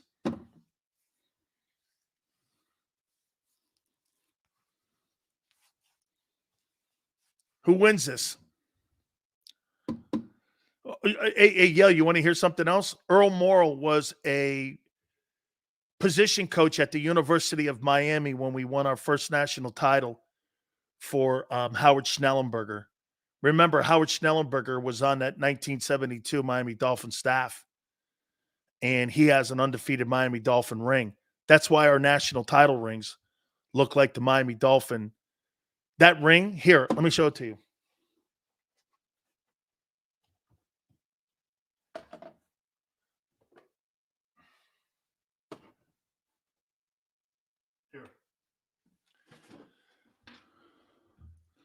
See this national championship ring? That's the 1983 University of Miami national championship ring. Okay? Now, do me a favor. Oh, my God, my friend Howard Balzer is going to see this right now. And so you understand this. You see this here? This is the 1983 national championship ring that Howard designed. But you have to remember something here. This ring was designed exactly like the Miami Dolphins 72 undefeated team. And the reason is because Howard Schnellenberger was on that coaching staff, and Earl Morrall was the quarterback on that team. And this ring here was designed, and Earl Morrall got this ring. And so when they handed these rings out, they looked exactly like the undefeated Dolphins. So if you go back and you look at the Dolphin undefeated ring, this is the exact design. And so Howard wanted it, and Don Shula okayed it. One of my 2 national title rings. All that being said, the semifinalist list has come out. We'll talk that. My friend Howard Balzer, of course, part of All Cities Network, also Arizona Cardinals in Phoenix, does a great job, has covered the National Football League for decades. We'll talk Hall of Fame here in a minute. My friend, how are you, man? Happy holidays. Thank you. Same to you. I'm doing great. I'll tell you, right when I connected, I heard you talking about Howard designing a ring, and I'm thinking, man, when did I design a ring? I don't remember. I thought you were leading into my appearance, but then as I listened, I realized you were talking about Howard Schnellenberger, which brings back, as I digress, one of my great, I shouldn't call it great, but one of my, some things you remember where you were and things that happened. And I'm pretty sure it was early 70s. And I went to an Eagles game after they played. I grew up in Philadelphia. My family was there. I was in college at the time, but had gone home, and went to an Eagles game with my dad. And as we're driving home and listening to the post game, we get word that Bob Irsay, the owner of the Colts, I'm pretty sure my memory is right, had fired Howard Schnellenberger in the locker room right after that game. And I'm sure Howard rued the day that he ever went to work for Bob Irsay. Boy, he hated that experience. He had told us numerous times, make sure you line up with the right owner. And, he's always said this about the Robbie family, is that the reason that the Miami Dolphins really haven't been the Miami Dolphins until what you're seeing a little bit right now is because the Robbies were excellent football people. And they knew what, and how getting a big coach like Don Shula and how important it was going from George Wilson to Don Shula and getting him. If I'm not mistaken, that wasn't he like one of the first coaches that you had to give draft choices up for to get Don Shula over to the Dolphins, and that's how they got him over there? Might have been. I mean, that's really going back. I mean, I think you're right on that. And obviously, it hasn't happened that many times over the years, but every now and then it does. Happened with Bill Belichick. Happened with John Gruden, of course, going to the Tampa Bay Buccaneers. Don Shula, who just went into the Pro Football Hall of Fame this past August. It wasn't technically a trade, but after he got fired by the Cardinals, he had time left on his contract. The Chargers wanted to hire him, and the Cardinals insisted on a draft pick. I think they only got a third-round pick, whatever it was. So yeah, it's happened. I think you might be right that was the case with Don Shula. Howard, before we get to Eagles and Cardinals this weekend at Lincoln Financial, did you agree with me when I'm saying that I'm making a comparison that Flacco? It reminds me of the Earl Morrall story a little bit here. That he takes over. All of a sudden, he drives a football team. People always are under the assumption that was Greasy that led that team. Right. Earl Morrall led 90% of that drive to being undefeated. And if I'm not mistaken, Greasy takes over in the Super Bowl against Washington for them to be able to go on and win. Or maybe it was the playoff game prior to that. But, I mean, it's been a remarkable story in Cleveland. They got a chance to be 12-5 this year. No, it definitely is a remarkable story. Of course, at least Earl Morrall was on the team. The whole year, right? I mean, he wasn't sitting on his couch and then gets signed, coming down the stretch of the season and does what he does. I mean, there's been some other interesting backup quarterback, stories. I mean, I think the Giants got to a Super Bowl with Jeff Hostetler, if I'm not mistaken. Yes. At quarterback, there was won it.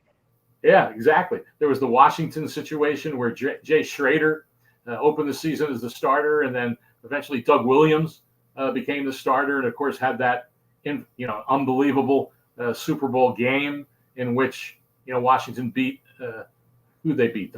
Was it the Broncos or Broncos? There's been other times where there's been really great backup stories, but if this one continues and the Browns end up even making some noise in the postseason, it will be one of the most unlikely ones because here's a guy that. I mean, you see these teams that don't put a lot into their backup quarterback situation. And here's Joe Flacco, who, he's up there in years, but, the guy has shown that, he can still play. And no one thought it was, a good move to sign him for training camp or early in the season, whatever it might be. And he sat, and boom, here's what he's doing with the Browns. It's a pretty remarkable story. And now there's some people, I got to vote on this in a couple less than 2 weeks. Who's the comeback player of the year in the NFL? Could you give it to a guy who only maybe would have 4 or 5, whatever it is, number of regular season? I think it's Tua. What's that? I think it's Tua. Yeah, he's going to get votes. There's no doubt about it because the whole voting process changed last year with all the awards, where it used to be is the voters, you just pick one guy for each category. Whether it's MVP, Offensive Player of the Year, whatever it is, you pick one guy and they added up the votes. Well, last year they started a point system. So we have to rank 1, 2, and 3 our comeback players of the year. So he's going to get votes. I don't think there's any doubt about that. Will he get enough points to win? We'll find out 4 nights, Friday, 3 nights before the Super Bowl in February. Howard, do you vote for the MVP? Yes. Okay. So you vote for the National Football League's most valuable player. Let me ask you something. When I look at, again, I'm sorry to not ask you the questions yet about Cardinals and Eagles, but you're so plugged in. And one of the very few voters that vote for that award, it's a very select group. It's probably even more of a select group for that than it is even for the Hall of Fame when it comes to voting for the MVP every year. So a perfect guy to talk to. I mean, when I look at Lamar Jackson's statistics, he's not going to be top 10 in anything, right? Except maybe completion percentage. But then when I do this, Howard, and I watch him Sunday night with Purdy, Christian McCaffrey, Debo, Odell Beckham, all these superstars, there is not a question. He's not the best player on the field. I mean, he just jumps off the page at you. How do you balance that Yeah. Not being a 35 touchdown quarterback thrower. And yet when you watch him, there's no denying he's the best player on the field. Well, he was the best player on the field in that game. I don't know if you're saying he's the best player on the field in the league. You can make the case for it. And He's got the best record. And he's going. I mean, he's definitely going to get a lot of votes. And there's going to be this could be one of those years where there's a lot with the points where it's really interesting. Before that game, the debate was Purdy or Christian McCaffrey just on the 49ers. Agreed. Not to mention some of the other players Dak. that will get votes and will be listed in the top 5. The other awards are top 3. The MVP is top 5. And so my personal feeling is, at least on that argument, it's McCaffrey because of the overall value that he has to that team. And I think sometimes, Dan, not sometimes, but I think we all sometimes as voters, oh, and by the way, there are 50 voters for the AP awards and 50 for the Hall of Fame. So right now it's the same number. But be that as it may, I think a lot of times when there's a little bit of thought in it, or the thought that goes into it, I should say, is that, well, we've got these quarterbacks, we've got this running back or this wide receiver, whoever it might be. And what ends up happening is you go, okay, well, vote for the quarterback for MVP and the other guy for Offensive Player of the Year. And I think that becomes a default decision from time to time. So I think Christian McCaffrey and maybe Tyreek Hill, they'll both get a lot of votes. I think McCaffrey will probably, and I say probably, be the Offensive Player of the Year. But MVP, I mean, this reminds me of 1999 when the Rams went on that run, and the debate was Kurt Warner or Marshall Faulk. Who I thought Faulk was the better player. Yeah, and a lot of people said that. I mean, without Marshall Faulk, would Kurt Warner have been able to do what he did? Now we can say that about a lot of quarterbacks. Without this guy or that guy, would they be able to do what they did? And McCaffrey now is, I think it's 69 yards short of a 2,000 yards from scrimmage combined season. I think a lot of people don't realize, Dan, the guy scored 21 touchdowns. Unbelievable. And he's gone wire to wire. He could become the 5th player since the merger, 5th running back, to lead the league in rushing from on week 1 and lead it every week throughout the rest of the season. So I would argue McCaffrey there. And I believe there will be people who will put McCaffrey number 1 on their ballot ahead of Lamar Jackson, perhaps for the reason you said, is that he doesn't have great numbers in a lot of the categories compared to other quarterbacks. But what makes it, I'll use the Bills as an example. Suppose the Bills went out here, a team that was almost buried a few weeks ago, and they go 11-6. Now they don't have the same record as the Ravens, but some people, you can make the argument, well, Josh Allen is the most. I might take the Bills in the playoffs over the Ravens. And you very well might. And is he the, quote, most valuable player? And that's just a matter of gut feeling, of what each voter believes about doing that. I haven't made up my mind yet. I've got till January, whatever the Wednesday is after the season ends. I think that's the 10th. So I got till then to actually write those names in. And I'm not sure what I'm going to do, but there's some tough choices this year. But go back to your original point. There's no question you can make the case for Lamar Jackson. And we talk about the passing numbers, but look what he's got almost 800 yards rushing.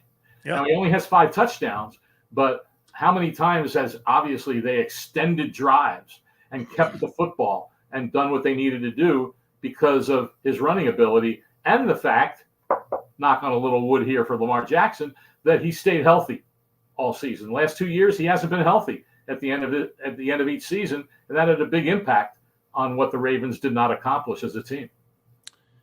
All right, let's get over to the game on Sunday. Your first year takeaway on Jonathan Gannon. Is he the right fit for the Arizona Cardinals moving forward in their future? I think he is. Now it's year 1. I think what he has successfully done with a tremendous number of moving pieces, missing pieces and moving pieces, and a team that you looked at their roster entering the season, and there's no surprise that they've only won 3 games. But there has been a lot of feeling that they've done about the best they could with this roster.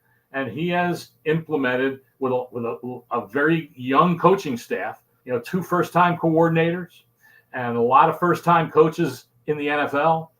He has put in a, quote, process, and they all use the word process, of accountability, culture, how to do things. And the one thing I'll say about this team, because I'm around them, Dan, every day, and in most places, if you're 3-12 with 2 to go, the players are talking, they already got the U-Hauls are packed. Yeah, the U-Hauls are packed. They got almost the car running, the motor running in the car. But this team is still out there competing, even if sometimes they're just not good enough. And I added this up the other day, and they just added a guy to the roster today from the practice squad. Right now, they have 33 players, including 14 rookies, 33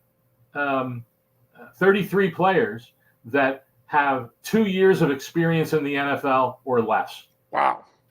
And they've lost guys at positions on the defensive line. They have a whole bunch of guys that would be decent rotation players with other teams, but they've also been guys that were cut by other teams, and they're all basically rotation players. So they could play on other teams as rotation guys, but to have all rotation guys on your roster in the trenches on the defensive line is not a recipe for success. And on top of that, they've lost a bunch of guys since week 1. I mean, they have 5 defensive linemen that played in the first week of the season. Only one of them will play on Sunday. And that's a guy named Kevin Strong, who if I went up to 100 NFL fans on the street and said his name, no one would even know who he is. So I think given all that, given the quarterback situation that they knew it was going to be with Kyler Murray not being available until halfway through the season, they knew this was going to be a rough season. But they've got a lot of, draft picks in their pocket for next year.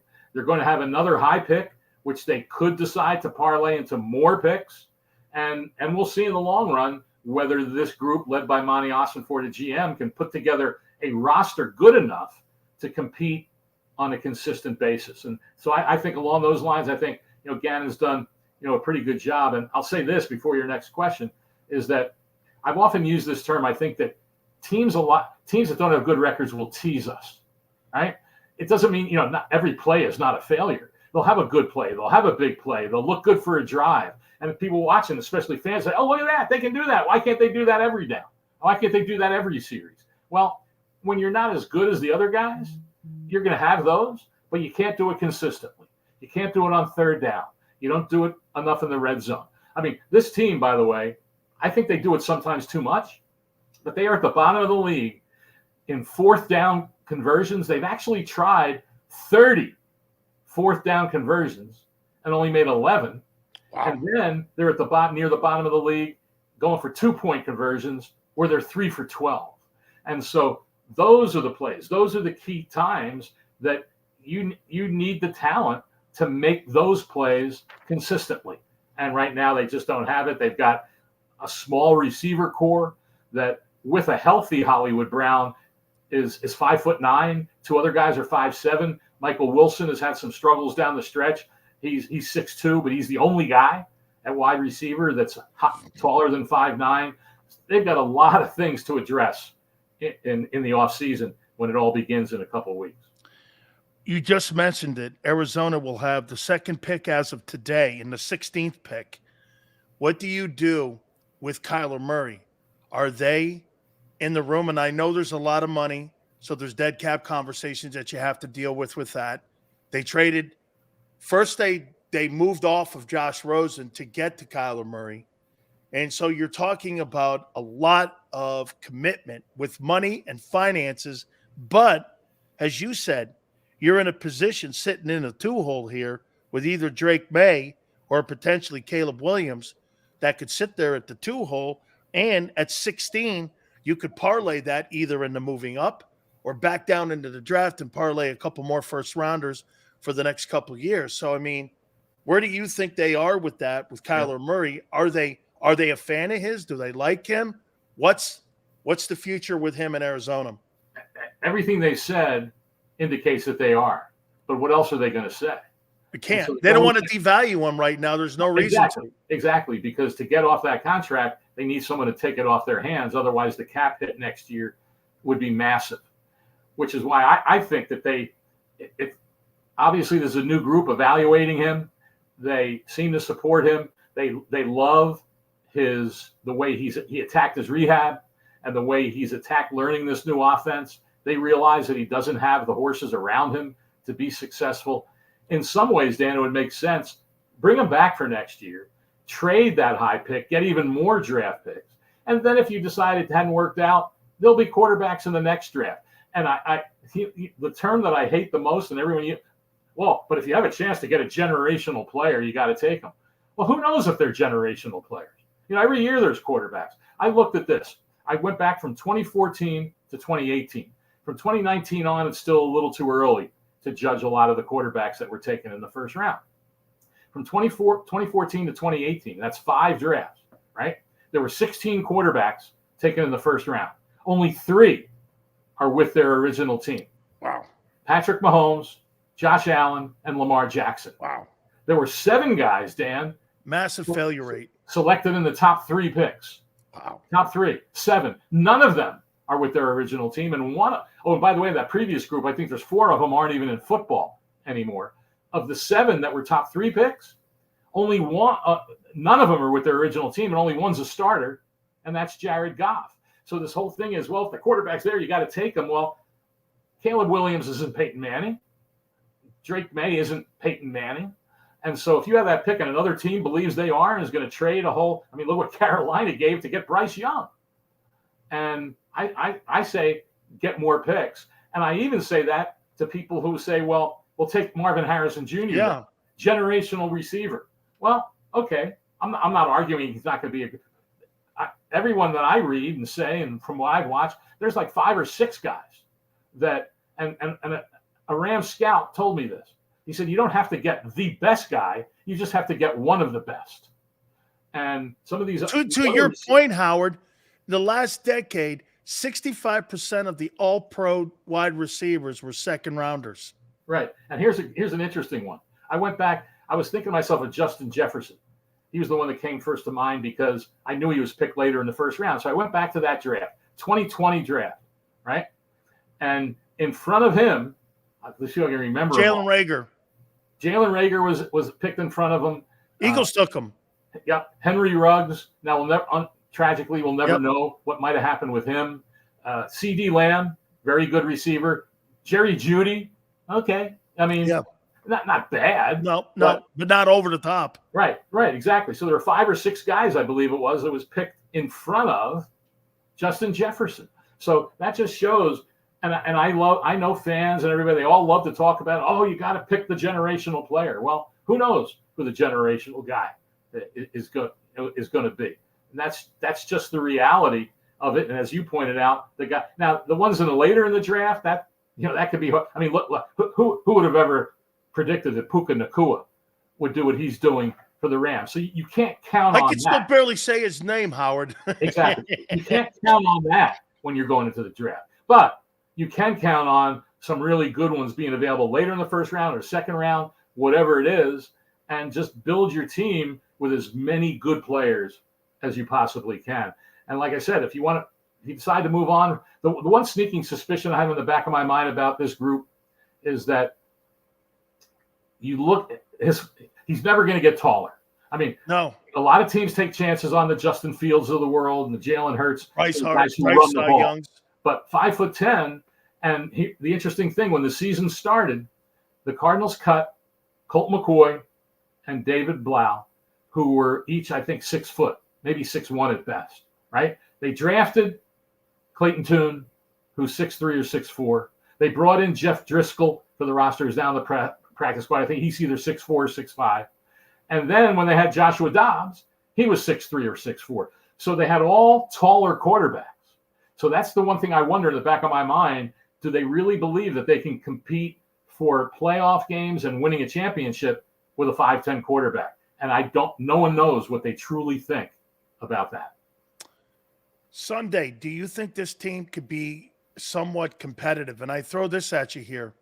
The one thing that the Eagles have struggled on, their defense is, by the way, the defense is no better than, in my opinion, than the Cardinal defense. They've got they got 3 players, and the 2 rookies or 2 young players, the DTs, have kind of hit their rep wall.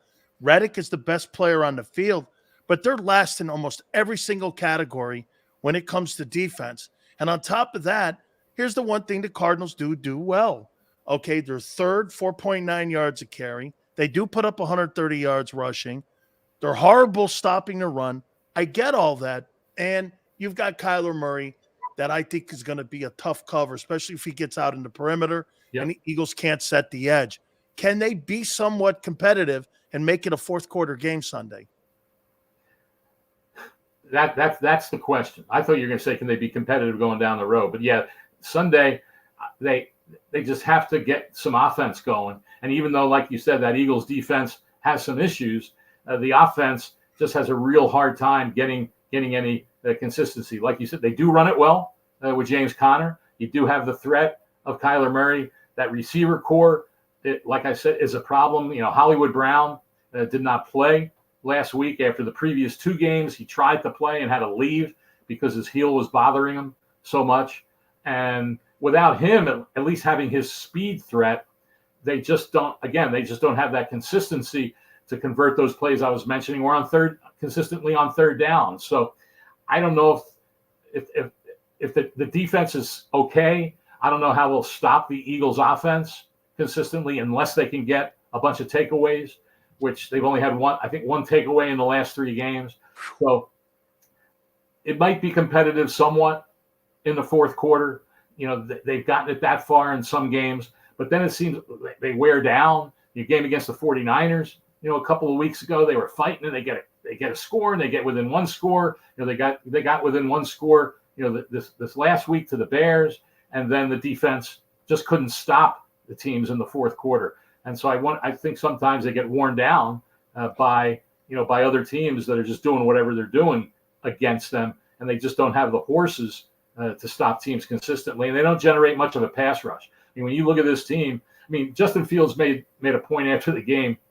He said, someone asked him about his production and his running. He had 97 yards rushing, and he had a 32-yard run called back by a holding penalty. And he said, well, I told my offensive linemen, you don't have to hold because their rushers aren't very fast. And so even if they get some heat on me, I can get away from them. And that's what he did. You know, that's what he did. And so they've got a bunch of edge rushers that rotate also, and not one real standout. And that's the type of players that you need to be competitive in a game like this against the Eagles, and to be competitive for 17 games in an NFL season. Howard, why didn't Hassan Reddick make it in Arizona? Was it poor coaching? Because let me say this to you, watching him play, I'm going to give you a stat here. In the last 62 games, he's got 52 sacks. Right. I mean, how do you pass on an edge rusher that he's making $15 million? If he was on the open market today, he'd make $25 million. I mean, now look, he can't cover a tight end to save his life, and he's not the greatest tackler on the planet. But I'll tell you what, the one thing he does well, he gets home. He gets home. What happened there? Well, the problem was he's a pure pass rusher, and the Cardinals didn't know what to do with him after they drafted him. Say, well, what do you mean you don't know what to do with him? Let him rush the passer. Well, at one point they had him at inside linebacker, and so and plus they had coaching changes, so they had 2 or 3 different defensive coordinators. They had him out of position, didn't they? And they had him out of position, and then changing defensive coordinators, and finally, in the last year of his contract, and I think it might have developed after Chandler Jones got hurt, and all of a sudden he blew up. Had a 5-sack game, I think it was, and had a bunch of sacks. And to a degree, I think he wanted to stay, but the Cardinals didn't offer him much of a contract. And actually, when he left, where did he go, to Carolina? As I recall, it was like a 1-year, $8 million deal. So it wasn't like the league was in love with him either. Even after that, they figured, well, that's just 1 year. That's that. How do we know he's going to be consistent? So no one was going to give him the big bucks. Well, Eagles gave him a pretty good, not $15 million per. Yeah, not the huge numbers of proven guys, but still a pretty darn good contract, and he's earned every penny of it. So that's essentially what happened with him here in Arizona at the beginning of his career. Okay, finally have to do some Hall of Fame here. Did anybody on the semifinalist list, anybody's pop out where you were kind of shocked? Maybe somebody you think is a slam dunk, and maybe your take on Eric Allen making that list as well. I mean, are you surprised with anybody that's on that list? No, I wasn't surprised at anybody who's on the list. And by the way, the 15 finalists from that list will be announced this evening on NFL Network starting at 8 o'clock Eastern. So we'll know the final 15. I'm very eager to find out. I mean, you always pretty much expect that the guys who were finalists last year will be back. That's 9 guys. So you've got spots for 6 others. There's 2 first-time eligibles, Antonio Gates and Julius Peppers. And so I would suspect they'll be in the finals. And then if they are, who will be the other 4 guys? It'll be guys who have maybe been around a while. Eric Allen, so it's not out yet then? No, it's not out. It's announced. Oh, okay. I'm not sure then Eric's on it. Okay. No, he was a semifinalist though, like you said. Semi. Okay. Here's the crazy thing about him. And there's always certain guys that for whatever reason get overlooked for a long time and then all of a sudden pop up near the end of their modern day eligibility. It happened with Leroy Butler, who went in a few years ago. It happened with Sam Mills. Well, last year with Albert Lewis, he was never a finalist until his last year of modern day eligibility. And he doesn't get in. Now he goes to the abyss, we call it, of the senior pool. Well, Eric Allen, this is his 18th year of eligibility. And he's only been a semifinalist 4 times. Never a finalist. How about Darren Woodson, 16 years eligible. There's a bunch of guys on that list who have been eligible a long time. So I'm going to be curious if those other 4, are they guys who have been around a long time? Is it someone else? And again, that 4 is presuming that the first time eligible guys will be in that final 15. And then next month we'll have our meeting and hash it all out for 8 hours or whatever it is. And it'll be very interesting. And I'll tell you, the guy who there's 2 guys who have been finalists 4 times. That's the most of any of the 25 semifinalists. That's Torrey Holt and Reggie White have both been finalists 4 times. Torrey Holt has been eligible. This is his 10th year of eligibility. He's already halfway through his modern day eligibility. So is this the time that he finally joins his other Rams teammates from those great teams? Who knows? Like I said, it'll all be hashed out next month in January and then announced at NFL Honors on February 8th. It is always great talking to you, and I love our history lesson all the time as we get closer to the Super Bowl. That means we get closer to people being enshrined into Pro Football Hall of Fame. Should be an interesting one on Sunday, Cardinals and Eagles. Howard, happy holidays to you, my friend. It's always an honor to have you on. Thank you. And happy holidays to all the legion of your viewers out there. Thank you so much. The great Howard Balzer, Pro Football Hall of Fame voter and MVP voter too. So we really appreciate him coming aboard and giving us his insight. Because again, 50 voters for that legendary award, naming the best player in the National Football League. So we really appreciate him doing it. We so appreciate you. Please hit the like button. Guys, have a great holiday. Make sure you have a wonderful one. We'll be back next Tuesday, and have a great New Year's Eve and a great New Year's Day. Big Joe, we thank you. Xander, we thank you. We thank all of you guys. Tone, thank you, brother. I really appreciate it. We will catch you guys next week, starting up a brand new year. 2 to 6 on Tuesday, and we'll see you on the flip side. Eat chicken wings, buy Hooters things. Christmas is near, shop, have a beer. Christmas shopping shouldn't be hard. Give your friends a Hooters gift card. This year, stuff their stockings and yours too with a one-size-fits-all gift card. Buy a $25 Hooters gift card and receive a $5 Santa's bonus card. Make it Hooters for the holidays. Eat chicken wings, buy Hooters things. Christmas is near, gift cards are here. Good at Hooters everywhere now. Hooters gifts are always favored.